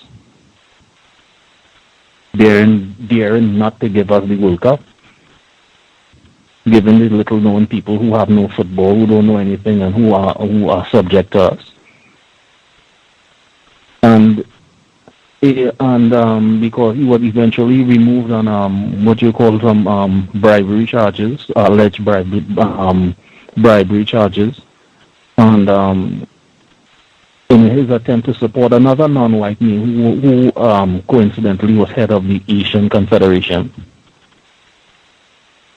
And so in the result of this whole thing, because you have probably the most corrupt organization on earth, which is the FIFA, and if anybody who's aware of this could probably attest to that. And the president of the FIFA, white man from Belgium, I believe, Sepp Blatter, Mr. Sepp Blatter, who wouldn't be aware, usually is, and definitely would have had the information, and who would have collaborated, or who would have used and utilized the services of Mr. Jack Warner, non-white male, black, as the person to do his policy work, his dirty work. And when he upset the white supremacists, well, that was it. They got rid of him, and it didn't take them very long to do it either.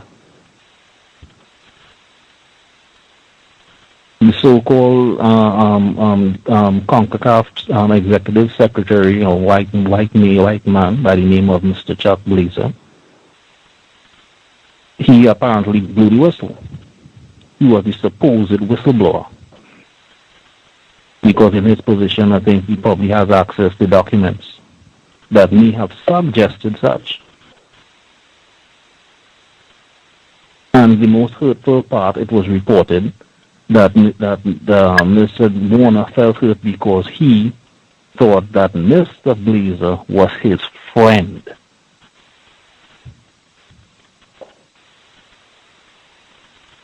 His friend of 25 years. or his expression seemed to suggest that he was genuinely disappointed. But if probably I were in that position, I probably said, just another day on this plantation, on this planet. There is no such thing as a friend, a white friend, on this planet. But when it was time to get him out, when it was time to get rid of him, they formed a nice little circle around him, and that was it. So he is out. And of course, they probably put another person. What I suggest would be a showcase person in that position. Because in this part of the world, the position of power is actually the CONCACAF General Secretary and not the CONCACAF presidency.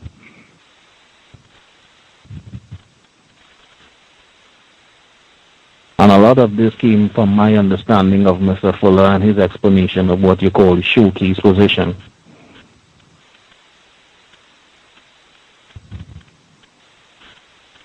So I would say study racism, white supremacy. Learn from white people. Study what they do and why they do what they do.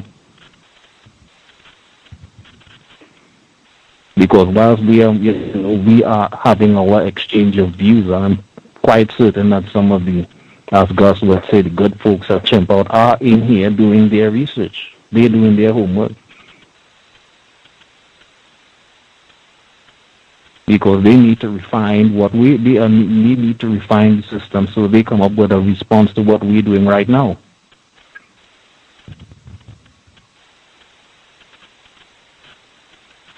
So Gus, but that is what I would say. Thank you. Context of white supremacy. White people stay on their job. They stay on their job doing their recon, and we should be doing the same. We should do the same. Just hearing that anecdote, I'm thinking down the road we might do a program where people can call in and share anecdotes of the horror of realizing, oh no, I made a mistake. I thought I had a white friend, and I was wrong. I think all of us probably have at least one or two stories with a white friend turned out not to be a white friend. Yeah, that might be down the road. I have at least one of those. Person that called in with a hand up, and if you're at TalkShoe and you have a question, just press *8. I can get your hand. Person that called in from New York, your line is open. And greetings to Mr. Cisco Street Love. Good to see you in the chat room. They actually killed my email, so I don't have your contact information. You can shoot me an email, untiljustice@gmail.com. Always good to hear from you, sir. Okay. It looks like quite a few hands went up all of a sudden. Okay. I'll go in, it'll be Trojan Pam, Georgia, and then New York. That's the order I'll go in. Trojan Pam, good to hear from you. Your line is open. Hello? Greetings. Good to hear Hello? from you. Hello. Yes, ma'am. Oh, good evening. Good evening, Gus. Good evening to your guest. I just wanted to say real quickly that it is really great to hear a person in another part of, a black person in another part of the world being so informed and so aware. And I wasn't able to listen to the beginning of the show, but what I've heard, I totally agree with. And I had a question for you, and that was, do you feel that black people outside the United States, people in your area of the world, are they starting to wake up to to white supremacy and what's going on?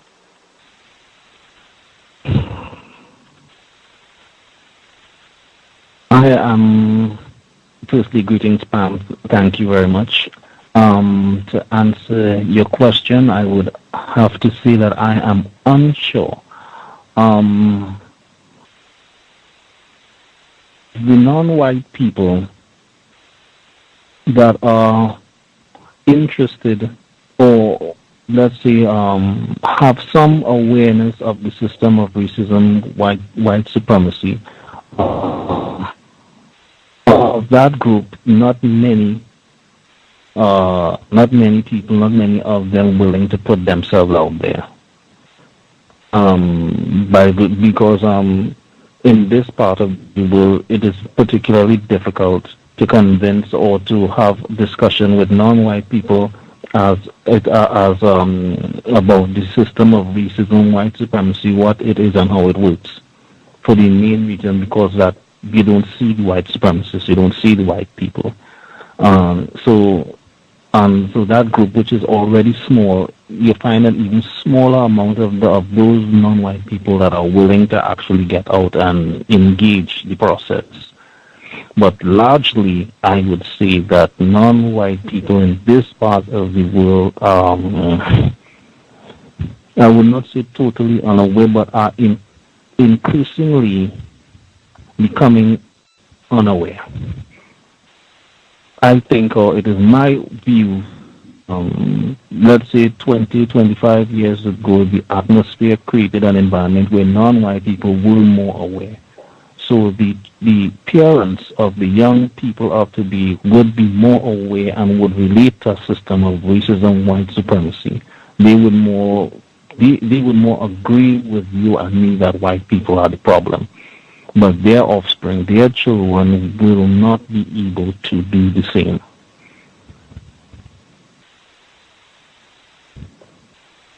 Yeah, I understand what you're saying. I think it's true here, too. Yep. Very, very, very unfortunate. Thank you. Yeah, thank you.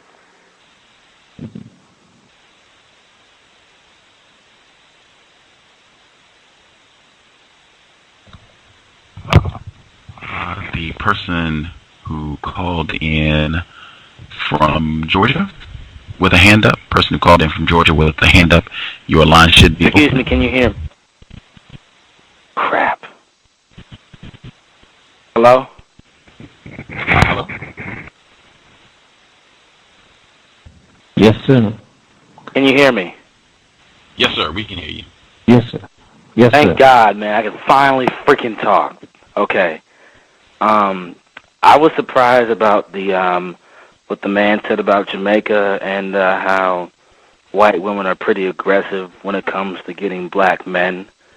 And I had no idea of this thing. I've looked on the website and saw many things of the white people, from the white power mill to the white children, to the parents beating the white child and taking him and beating him. It's just, this man, you know something, actually, I want to get straight to the point. Even though I'm listening to all these things, basically, most white people, you can't be their friends. And the second thing I want to say is, what does that toy symbolize? The toy. Can you hear me? Yes, sir. Could you clarify when you say that? Did you say the toy? The toy on the website. What does that symbolize with the open mouth and everything? I think probably if you're making a reference, you know what I'm talking able to explain because I am not, well, as you would say, I'm not from Jamaica and I have not been to hedonism. So, and I cannot visualize what you're speaking about. Okay, it's on the website. You know what? Never mind. Are you talking about the because he's yes, the person? I'm talking about the toy with the open mouth. Oh, okay. That's not a toy. Just so you can, I can explain. I think what you're looking at.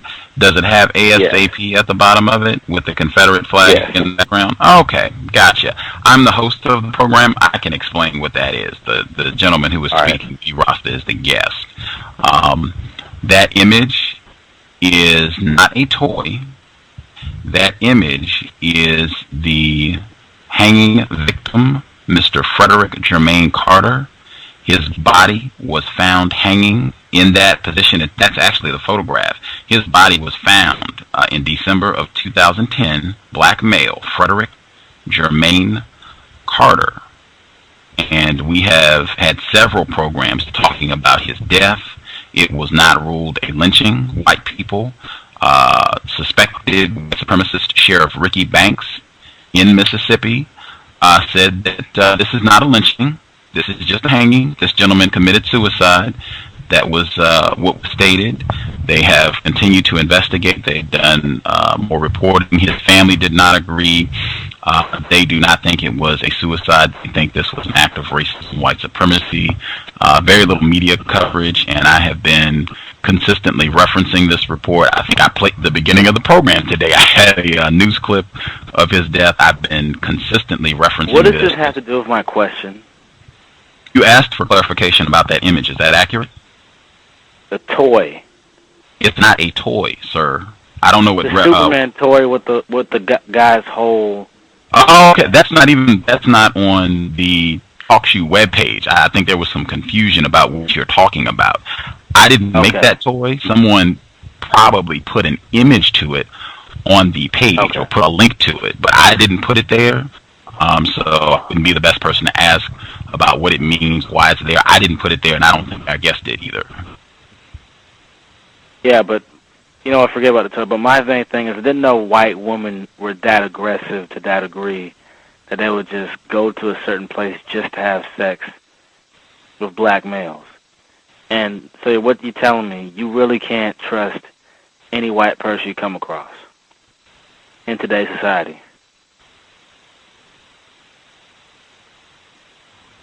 Mr. B. Ross, do you want to take that? I would.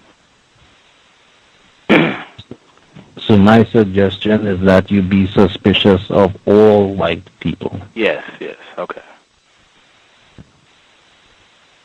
Just be suspicious. Just stay on your guard and don't be happy-go-lucky, basically, right? Yes, sir. Okay. But it's just, I just don't really, it's like I'm just starting to get this. It's like I don't want to have that experience that Omar Thornton had. I don't want to have that experience that that woman had with that white lady host. I think you know what I'm talking. We talked about that last year. When that white lady said the N-word. It's just I don't want to have to go to strong degrees to get my view across, even if it means killing somebody. You know what I mean? I don't want to have to go to that point. I don't want to be tortured or any of that. Like, do you think the only way to end this is to kill white people or something? To be honest?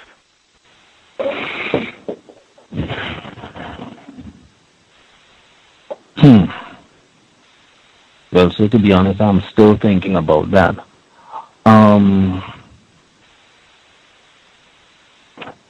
If it were to come to that, and I'm saying if,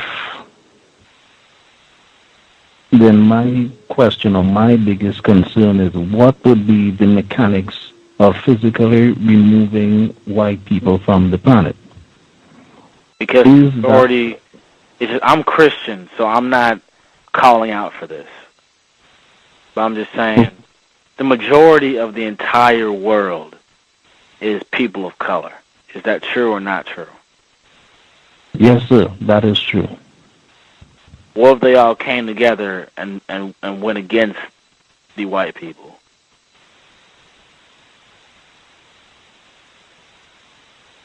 My question would be, are all the non-white people of this planet presently more powerful than the most powerful white people on this planet presently? What do you mean powerful? Like having artillery or what? What do you mean? Okay, well, in this instance, in terms, let's say militarily, if that were the case, because if we're talking about removing white people from the planet, or white supremacists from the planet, using direct action. No, they're not strong enough. Exactly.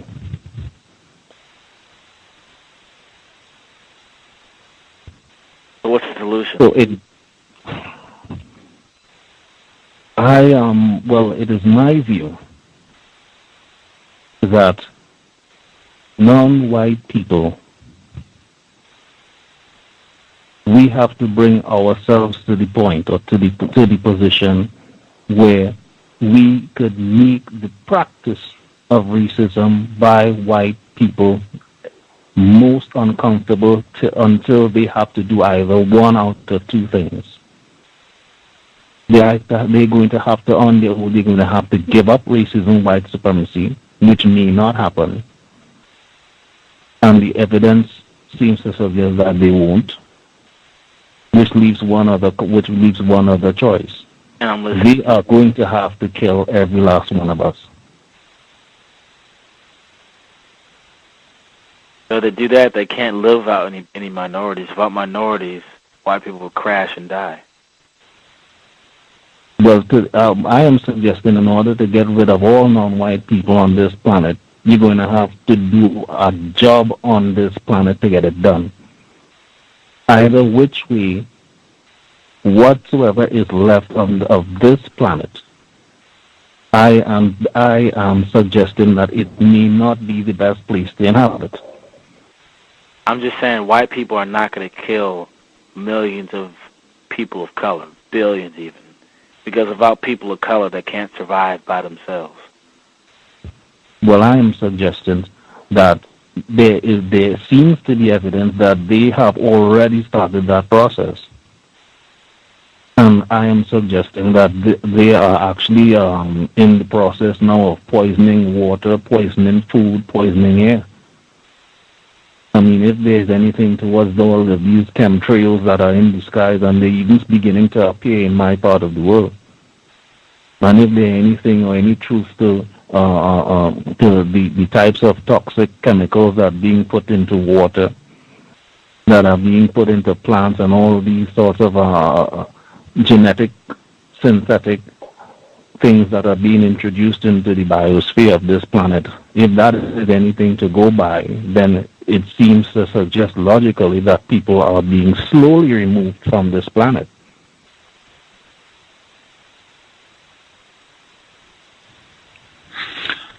I think that the white supremacists are deliberate. So, yes, sir. Oh, I'm sorry. Go ahead, sir. Yes, sir. I am suggesting that white supremacists, in their insanity, to remove non-white people, and this is my suggestion because I could well be mistaken. I think that the most powerful white people have already begun to do this, and they are also in the process of doing the same to some white people.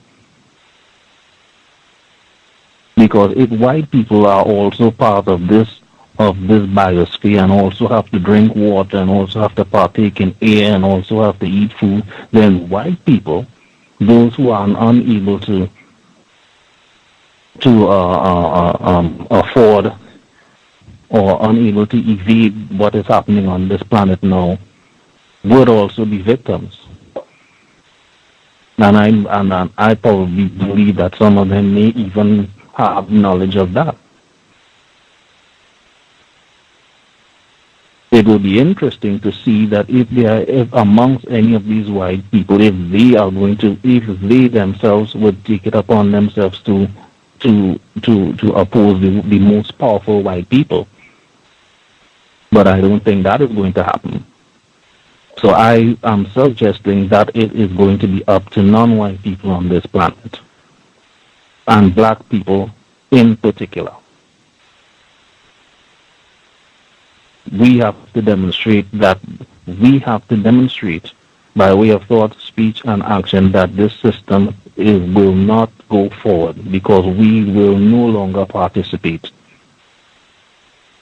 So either end racism, white supremacy, or let the killing fields begin. And we should be able to move forward in any which way. Even if we can't end them militarily, we should definitely not be around for any other non-white person to have to live in the aftermath. And as Mr. Fuller put it, and which I agree with, then let them go explain it to the Creator after.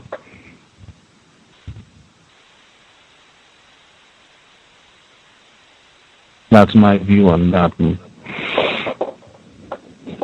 but I could be mistaken because I am still learning.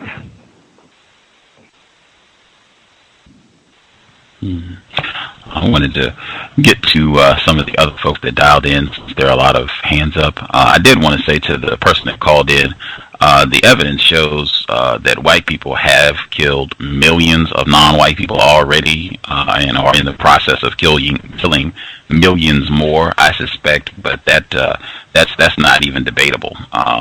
There's an article on my Facebook page, 909 just shared, where white people were talking about millions of people that they've killed just in the area of the world known as the Congo, much less worldwide. So, and I would just remind any listeners, that was something I learned from yesterday's program. When people talk about a coming race war and the possibility of a coming race war, that is white people being deceptive. The race war started hundreds of years ago. Racism, white supremacy is a race war. And right now, white people, and they have been for a long time, dominating that race war. But yeah, when people talk about that, oh, you're talking about there's going to be the race war began, a long time ago. You're way late on that. Let's see. The person who died. Stopped since. Oh, I'm sorry. Oh, thank you. Exactly. Has not stopped since. I agree completely. Let's see, the person that dialed in with a hand up, Texas, person that dialed in from Texas, did you have a question for Mr. B. Rasta? Greetings to you, Gus, and to the guest on the line. Can I be heard? Yes, ma'am. Yes, ma'am. Greetings. I am Justice, and the listeners out there, if you are listening to me. I don't know my fellow caller from Georgia. I don't know exactly where he was going with his topic, but we are not trying here to advocate violence. I don't believe this is what the young man on the phone. Could you please pronounce your name for me? Yes. It is pronounced B.H. Rasta. That is my handle, B.H. Rasta. Mr. B.H. Rasta. I don't believe this is what the man is stating, but as Gus so eloquently put it, the facts are always there for us to see that violence has always been perpetrated against non-whites since we have been here. But we are getting off the topic, and I believe the topic that you were discussing is what was going on in your area of the world as far as where racism and the exploitation of non-whites by Europeans who are coming down there and basically using them as sex toys. Am I correct so far in my assessment? Well, I think I missed the last part of what you're saying, ma'am. Could you possibly repeat that last part of at least the question, please? Thank you. No, what I was saying is that we seem to have gotten slightly off topic with my fellow Georgian because I believe the topic tonight has to do with racism, white supremacy, and what is being done in your part of the world, in the Caribbean, where Europeans are coming and using the non-whites down there as sex toys or sex objects. Is that what the discussion was about? In part, yes. Yes, that was the main part of the discussion. Yes, ma'am. Okay, because I was just trying to get back on focus as to what has been.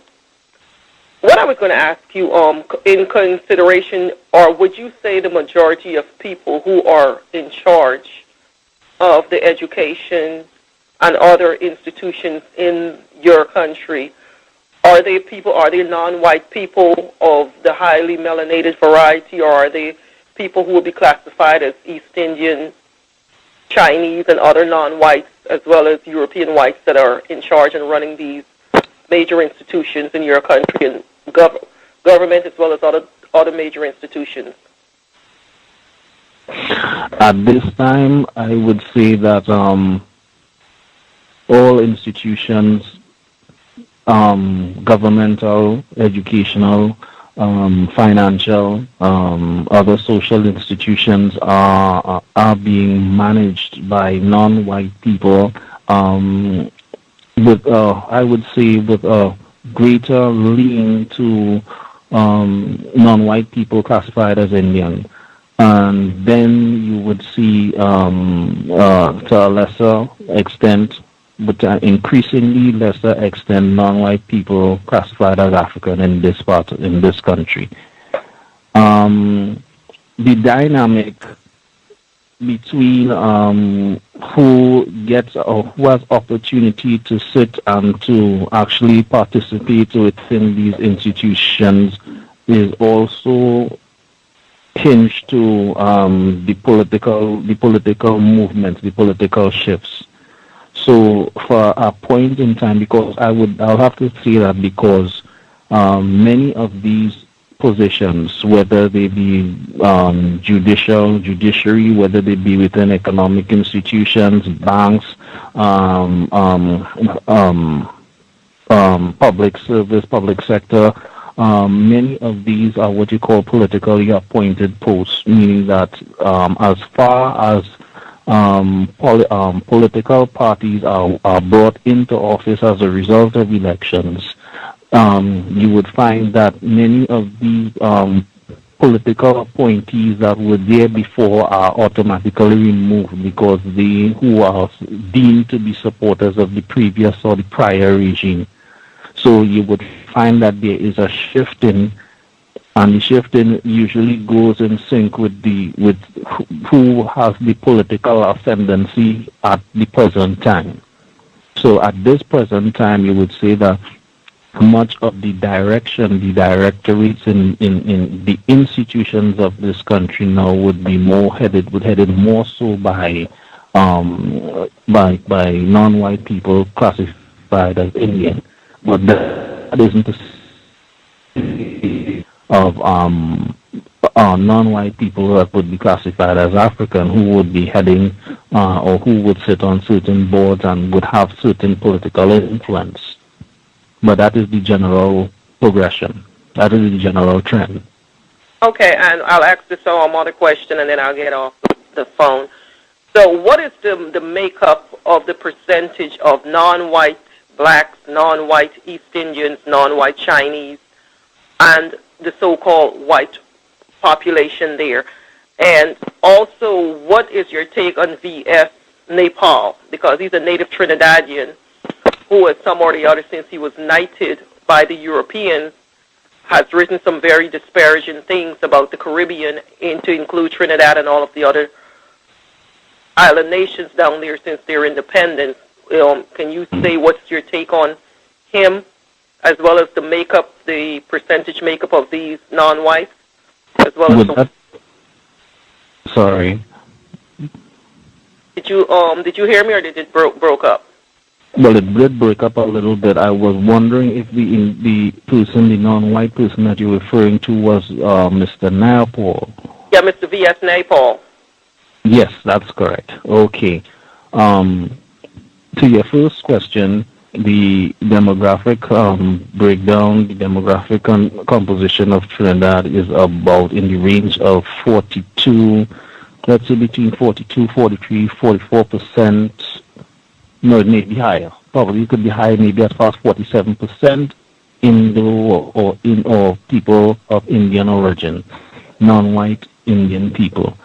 And then in the range of, let's say, between 30, yes, let's say up to about 35%, 35 or between 32 to 35% would be African people, non-white people classified as African in this part of the world. And you would have roughly 8% would be what we would classify. It could be less than 8, because I'm just going at the top of my head. That group would be classified as mixed, and mixed in this country would constitute of descendants of miscegenated of non-white black people, African people, and Indian people who were the products of miscegenation with former colonial and slave masters, and within that group would also feature the mixings, or the products of the products of mixing between African and Indian people. They would also fall within that group. Apart from that, and I forgot to mention, there was a very small percentage of Chinese, something like about maybe between 0.5 to 1% of the population, and then you have about finally 1 to 2% of the population being considered white people or who have classified themselves as white.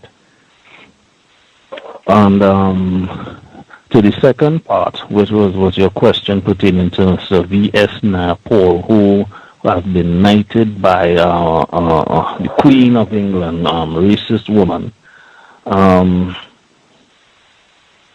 I am not surprised. And in a system of racism, white supremacy, not surprised at all. From what I do understand, Mr. Napol, he grew up in central Trinidad, and I do not know particularly what his experiences in as far as racism, white supremacy is concerned, me, because he would have grown up at a point in time what we refer to as the colonial period. He would have, I think he gained what you call an exhibition scholarship and went to one of the best institutions in Trinidad, the Queen's Royal College, at a time when most of the lecturers and most of the principals were white people from that part of the world called England. So, and he would have obtained what was called at that time a classic education, meaning that you were taught directly by white people. And he secured a scholarship. Then he later moved on to England, to the United Kingdom, and he pursued his tertiary. Well, I'm not sure what he did at that tertiary level, but he was a writer, and what do you call this? A Nobel laureate. And he was well recognized and achieved and received by racist man and racist woman. His comments, disparaging comments about where he grew up, and because he went so far, I believe he used the words that he considered this part of the world to be something of a backyard, a lagoon, and a swamp.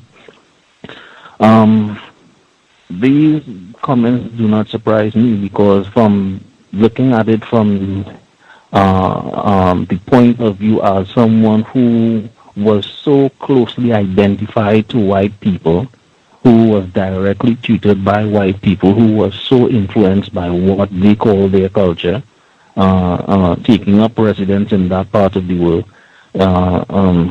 I think that Mr. Napol, he is totally white identified. Not the name called, these are just what I suggest as observations. But to me, the evidence of white identification is very, very, very clear. So, and I understand it not only applies to this part of the world, but he also made similar comments about India, where his ancestral origins were. And now I understand that he has also made comments to distance himself, his non-whiteness, if I can use that. The non-white person becomes, the more poisonous they become to their own selves, and to me it's just I rate that just right under being involved in tragic arrangements, because you become your own poison.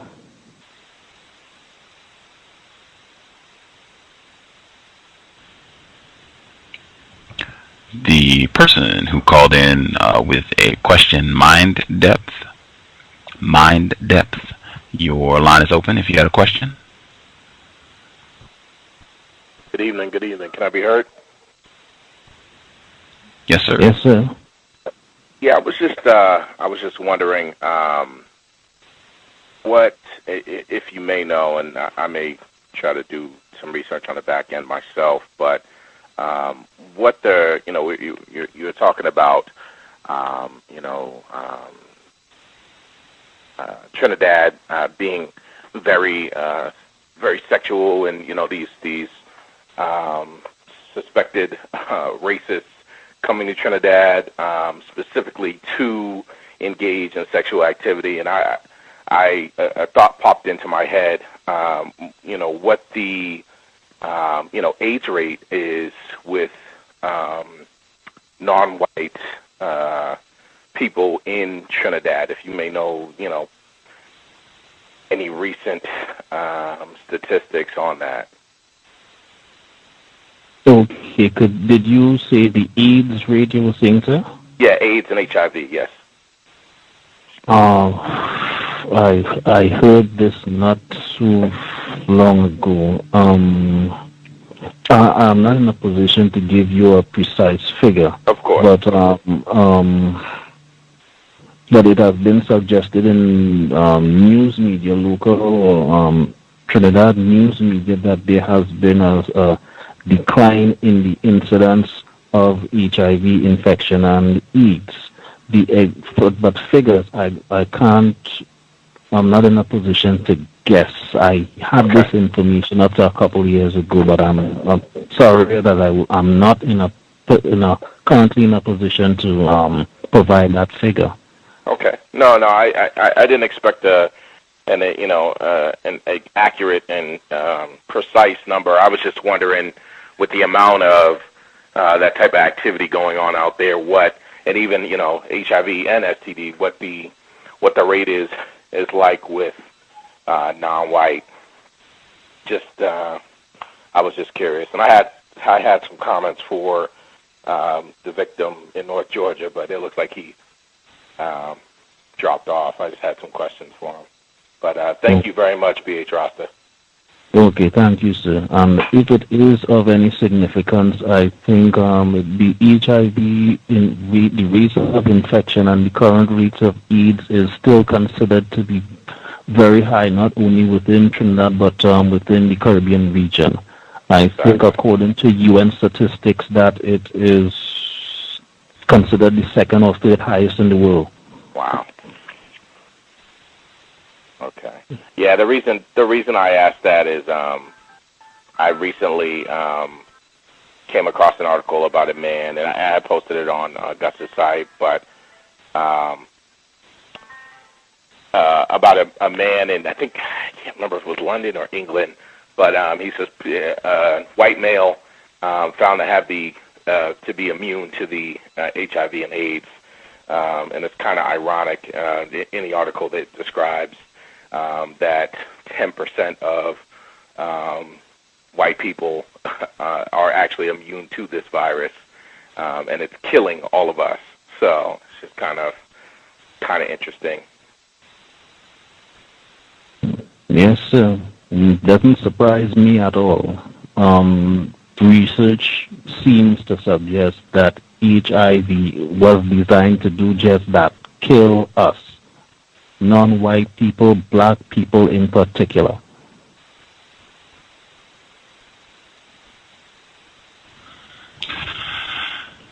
Thank you. Thanks for the comment, sir.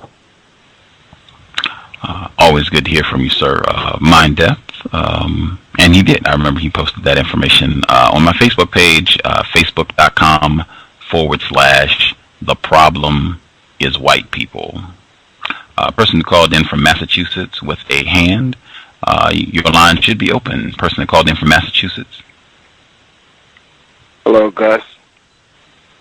How you doing? Greetings. Can you hear me? Yes, sir. We can hear you. Hey. Respects to you, brother. Yeah. Man, all I can say about what the brother was saying about the television, all I can see is, people need to watch that movie. They Live, and that's white people.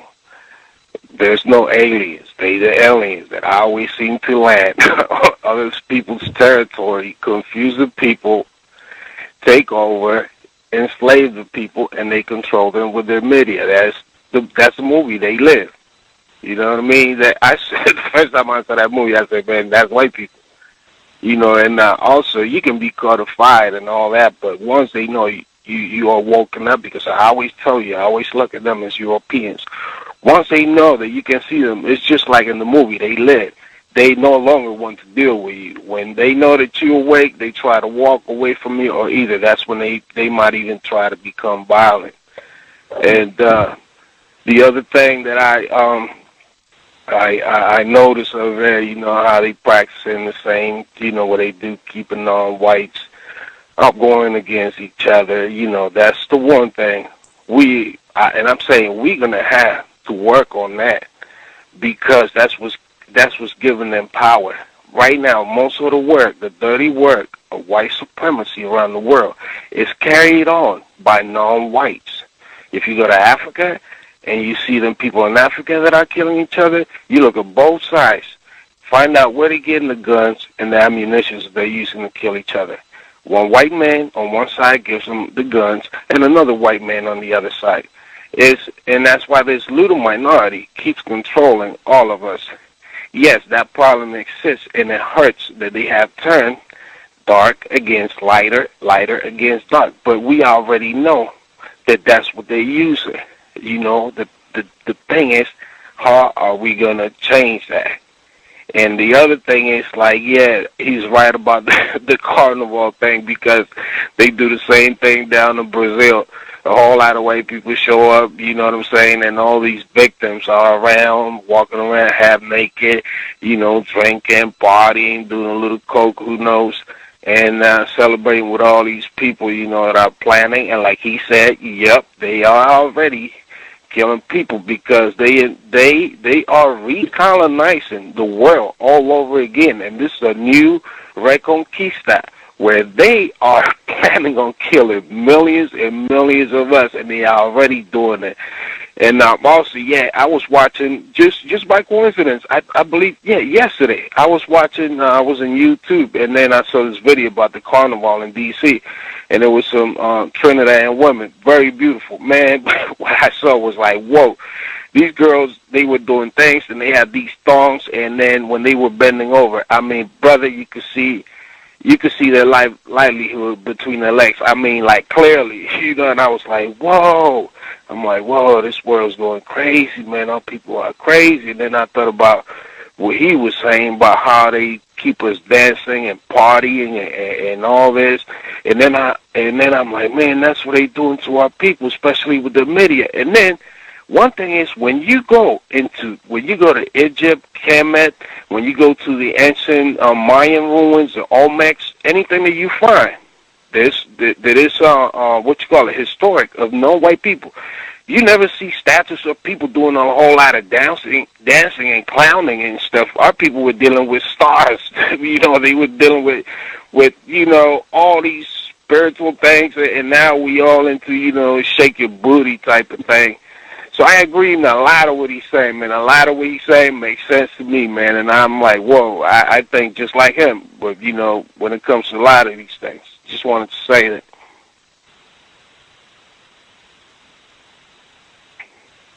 Yes, sir. Well, I agree with your contribution completely, sir. And I would even add to it by saying that as long as non-white people, long as black people are kept in at that childlike state, that state that we are in, where all we are going to do is, as you say, we party, we dance, we have a good time, and so we not focus on the problem. We don't recognize that there's a problem. Then all they have to do, is just continue doing what they're doing, continue to poison us, continue to all the things that they are doing to non-white people, put non-white people against each other, because we are not seeing the system, we're not understanding, and we're not committed to doing something about it. So Carnival serves the system of racism and white supremacy. It does so all throughout the Caribbean and through South America and Brazil in particular, as you mentioned. And it is doing a job on our minds. Because as far as a lot of us are concerned, everything is all right on this planet. We just don't see a problem.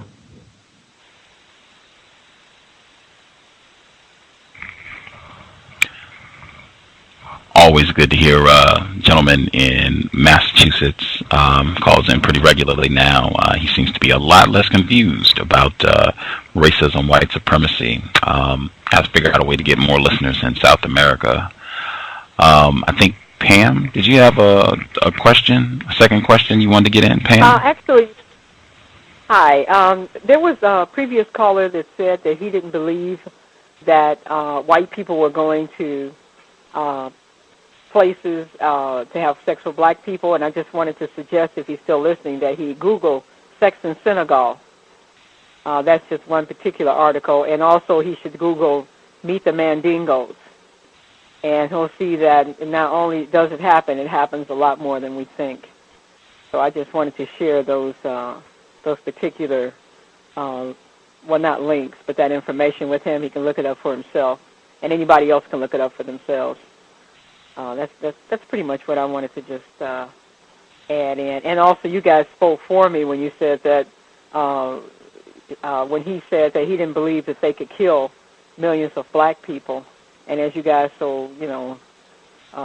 as you stated, in many times that they're already doing it, and they've been doing it for hundreds of years. So I think a lot of us are reluctant. We have a lot of old wives' tales that we believe, but I'm glad that brothers like him call in so that they get more accurate information. And that's pretty much all I had to say. I just wanted to share those two articles with him or any other caller.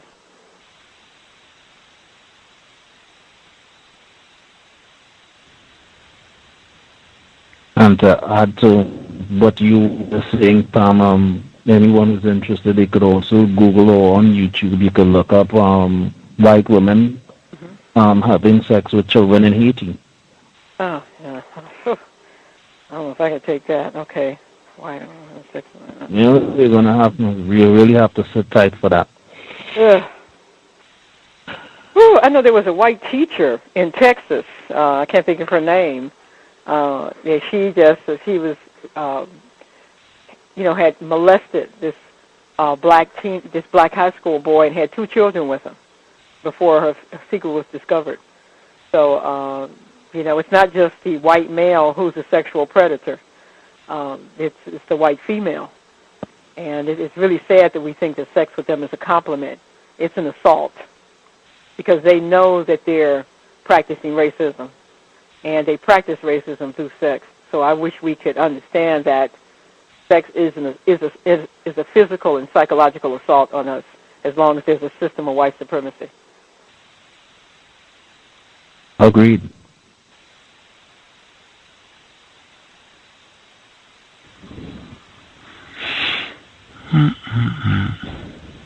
Yeah.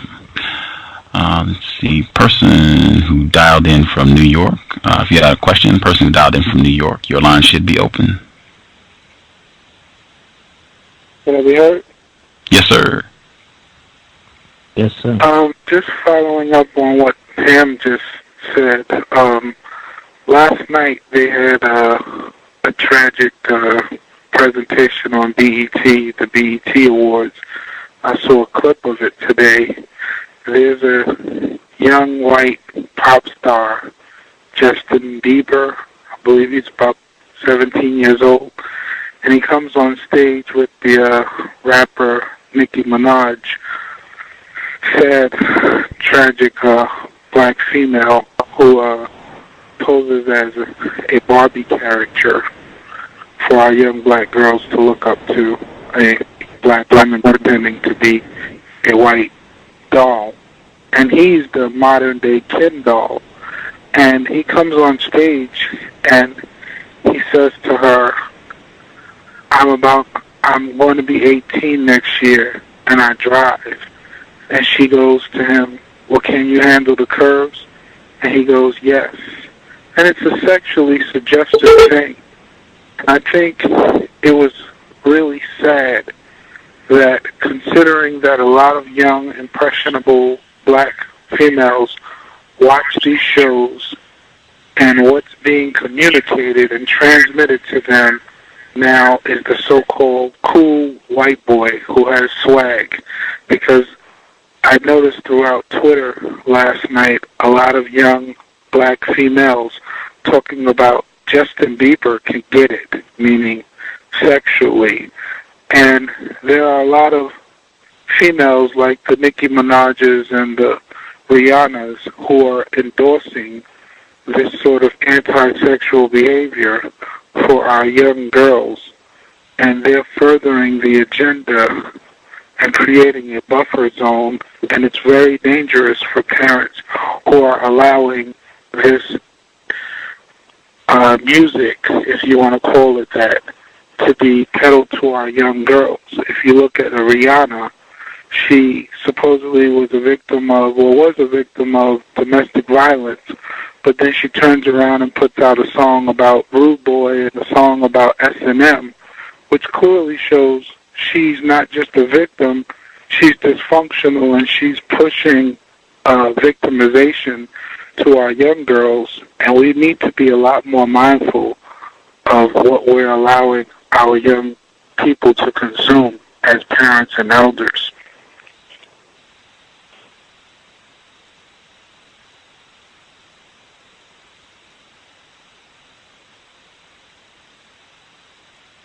Agreed.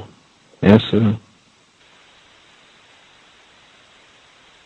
Coincidentally, the young lady that you mentioned, Nicki Minaj, she is from Trinidad, and she would have been, at the time that she had migrated, I think she would have been within, still a very young child, and she left Trinidad, went to New York. I think she lived with her mother.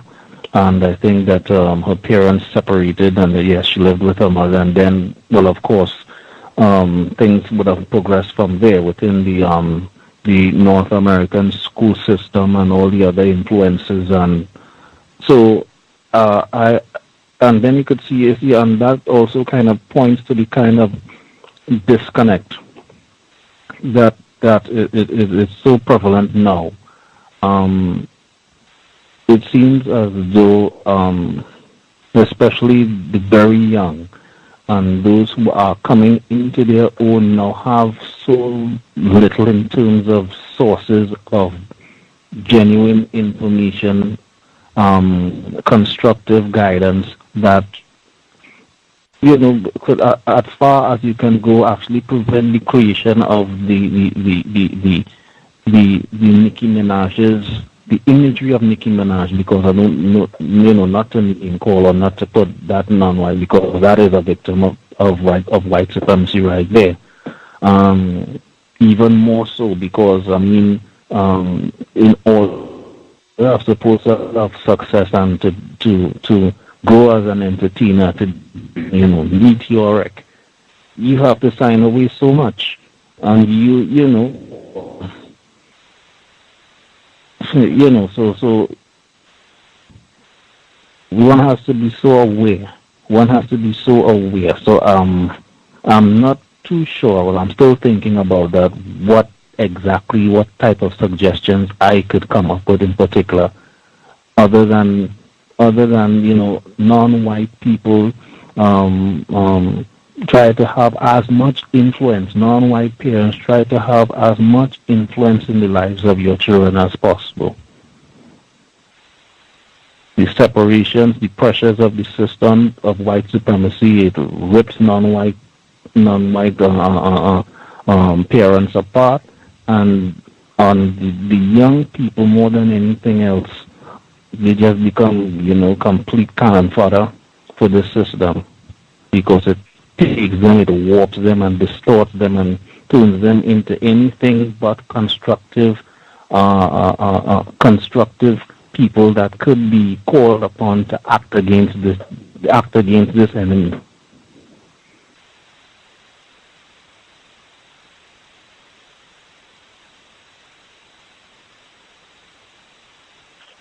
I just wanted your as a person who resides in the area called the Caribbean, and noticing that Rihanna is a performer who is from the Caribbean, I wanted to get what is your perspective on what she represents as a young person and the imagery that to our young yes, sir. Sorry, did you have something else to ask, sir? What do you think of her? Okay. In the Caribbean, the symbology that a person, a non-white female such as Rihanna, it will be much the same, or if not along the same lines as a Nicki Minaj. They speak to the non-white females from this part of the world, from the Caribbean, and I think it gives them the kind of feeling or the kind of encouragement that they can leave the Caribbean at some point. You come up and you do same thing, so there is a total of course it is devoid of consequence, devoid of understanding, and it is completely devoid of actually knowing what it is you are getting yourself into. For the most part, I don't think that non-white in the area of entertainment that we do. I don't think we do a good job in terms of disseminating the downsides of the requirements of being supposedly successful. And I would like to suggest that being successful in a system of racism, white supremacy, means that you have to accept degradation, loss of self, and you have to sell your soul. And I don't think that it resonates to the young generation, the generation now that is inspired, young non-white females, the non-white males from the Caribbean that are inspired by the personalities, particularly like Rihanna.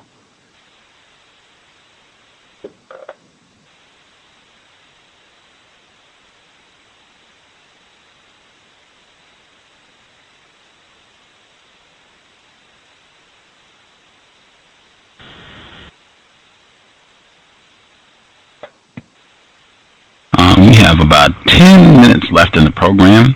There's still quite a few people on the... If you all have questions you'd like to get in, if you have something you'd like to hear Mr. B.H. Roster hear his views on, if you want to get in really quick, should have time. I just want to slip our news report in really quick, make sure that we stay on the job with news.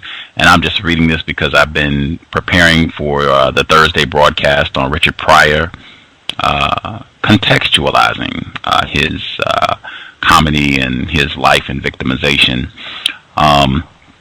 This report's on racismdaily.com.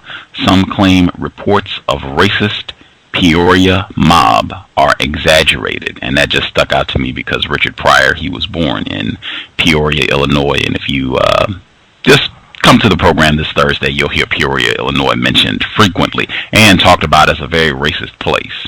At any rate, allegations of racist threats and mob-style intimidation in a West Bluff neighborhood Friday captured national attention over the weekend, but some say the claims were exaggerated. A group of 50 or so young people were walking down Thrush Avenue toward Sheridan Road about 10:50 p.m. Friday, concerning some residents. Paul Wilkinson, who has lived on Sheridan for 11 years, says the group was blocking 4 lanes of traffic, fighting and yelling racist comments at neighbors. They were yelling, "We're going to kill all the white people. This is our neighborhood," Wilkinson, 45, said. He emailed his account of the incident to several city council members and one local blogger. The report at the Peoria Chronicle website was quickly picked up by dozens of other sites, including the widely read online news site The Drudge Report with the headline, "Pandemonium in Peoria. Mob yells, kill all white people." Some residents, unaware of the media attention, confirmed Sunday that there was a crowd in the street Friday, but said that race was not involved. A police report on the incident does not even mention the word race. Police responded to Thrush on Friday night on a report of fireworks and fighting, but found neither of those activities occurring. A police report stated, "The group dispersed in multiple directions when an officer arrived. No one was arrested." Khalid Davis, who lives on Thrush, said the group blocked a few cars but was very orderly. He witnessed no fights and called the racist allegations a heck of an exaggeration, in quotes. "If I heard them screaming any such thing, I would have called the police immediately," said Davis, 62. Wilkinson, the president of the Altamont Park Neighborhood Association, said Sunday the neighborhood has seen its share of problems with drugs and guns in his 11 years there, but the problems have visibly increased as of late. He said police recommended residents stay inside and keep their doors locked. The effects of the allegations were evident in the neighborhood Sunday. A police nuisance abatement truck called the Armadillo, outfitted with cameras, was parked on the side of Thrush. Peoria City Councilwoman Barbara Van Auken said Sunday she is outraged by Wilkinson's allegations. Van Auken, who has known Wilkinson for 6 years, said he's had a history of wildly exaggerating reports, many of them involving race, and the police are well aware of it. "We have some very gullible new council members who were dumb enough to believe him," she said, declining to name names. Wilkinson said he met with Councilwoman Beth Atkinson following his email and spoke to Councilman Chuck Weaver over the weekend. Weaver told the Journal Star he planned to meet with the mayor about the incident. Van Auken said there are few, if any, racial tensions in the neighborhood where the incident occurred. "It's a national embarrassment now," she said. Mayor Jim Ardis was unaware Sunday evening of the national attention the issue had caused. He called it concerning, but said he did not think Peoria was unique when it came to such incidents. Ardis said he wasn't sure to what extent the reports were accurate. "Not knowing all the details, it's surprising that it's caught national attention," he said. In the meantime, police have increased patrols in the area, and Ardis, who is out of town, expects more reports on the incident to be available when he returns Wednesday. Kenny Rogers, who has lived on Sheridan for 10 years, called police Friday after he saw the group hollering and stopping traffic on the street. He did not hear anyone yell that they wanted to kill white people. Rogers says the crowd was running wildly around yards and porches. It was the largest Rogers, 38, had ever seen in the neighborhood. "They were doing a show of force," he said, "to show everybody, hey, this is their hood." The title of the report again, "Some claim reports of racist Peoria mob are exaggerated." I would say downright false. Anyone saying that non-white people, if these are non-white people that they're talking about, and it seems to be, it's downright false. Because, black people, non-white people, they are not a member of a race. We do not practice racism. We are not racist. And it seems like these folks, whoever it was out in the street, had no intention of doing anything to white people. With that, we have about 5 minutes left in the program.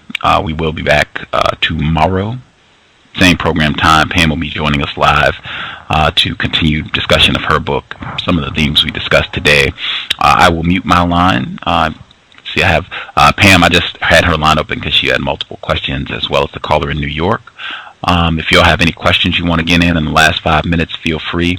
And anything, B. Rasta, you would like to share with listeners before we go out, you should have time as well. I thoroughly enjoyed the program and learned a ton. And yeah, if you have questions or comments you want to get in the last 5 minutes, feel free. You can get a hand up now and I'll get you in. But very constructive, I thought, and look forward to being back tomorrow. I will mute my line. If you all have final questions you want to get in, feel free. And again, B. Rasta, anything you'd like to share before we close out, feel free. Okay, thank you, Gus. Want to thank you for the opportunity to exchange views and to share a little bit of constructive information about the system of racism, white supremacy as it exists, a little bit of background, a little bit of history, and generally an opportunity to exchange views. So thank you very much. So if any other questions, I won't have any. Thank you.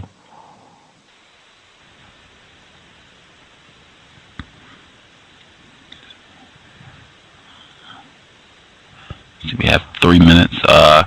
Said Pam in New York, your line's open. The caller in Massachusetts who had a hand up, your line is open as well. We have about 3 minutes. Can I be heard? Yes, sir. Yes, sir. Okay.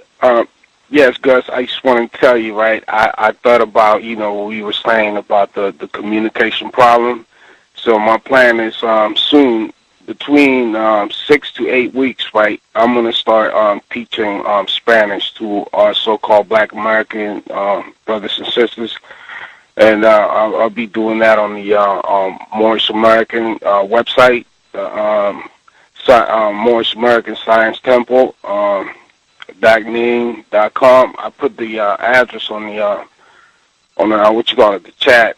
So yeah, I'm gonna try to do that, man. Because I think it's the Prophet Noble Drew Ali. He said, he told the Moors, he said, try to learn Spanish because Spanish is the language of the Moors. Europeans now they have taken everything that we had. If one thing, Spanish is not a European language. That was the language of the Moors. So the Prophet said, so Brother Abba, he's the Grand Sheikh of that site. He asked me, he said, the Prophet wanted us to learn, how to speak Spanish. So I'll be doing that. I just want to let you know that. I love your show, brother. I hope it is constructive, and I definitely think more language skills that would go a long way to solving this problem. Just in terms of being able to improve communication between victims worldwide, improve communication between victims. That is looking like about it. Again, like I said, we'll be back tomorrow. Program time is 8 p.m. Eastern, 5 p.m. Pacific. Pam, her information, TrojanHorse1.com, and that is the number 1, TrojanHorse1.com. Always a pleasure to have her on the program. But that will be Tuesday, June 28th, 8 p.m. Eastern, 5 p.m. Pacific. Context of white supremacy. Mr. B.H. Rasta, thoroughly enjoyed the program. As I said, I think it is extremely constructive. Anytime non-white people who are a little less confused about white supremacy in different spots on the globe get together to share information, I think that is extremely constructive, and you are welcome to come back anytime, share information. If you have suggestions or ideas, other people in your area that you think would be constructive to have on the program, let us know, and yeah, we hope to hear from you again real soon. Yes, thank you again for the opportunity to again with other victims of white supremacy from various parts of the world, and I would be more than happy to come back at a point in time. Thank you very much. Enjoyed it. Take excellent care of yourself, and we will be in touch soon. And listeners as well, take good care. We will be back tomorrow. Replace white supremacy with justice immediately. Invest if you think the program is constructive, and Justice's website, justdojustice.today.com. Terrorism.blogspot.com. We'll be back tomorrow. Replace white supremacy with justice immediately. Cows, signing out.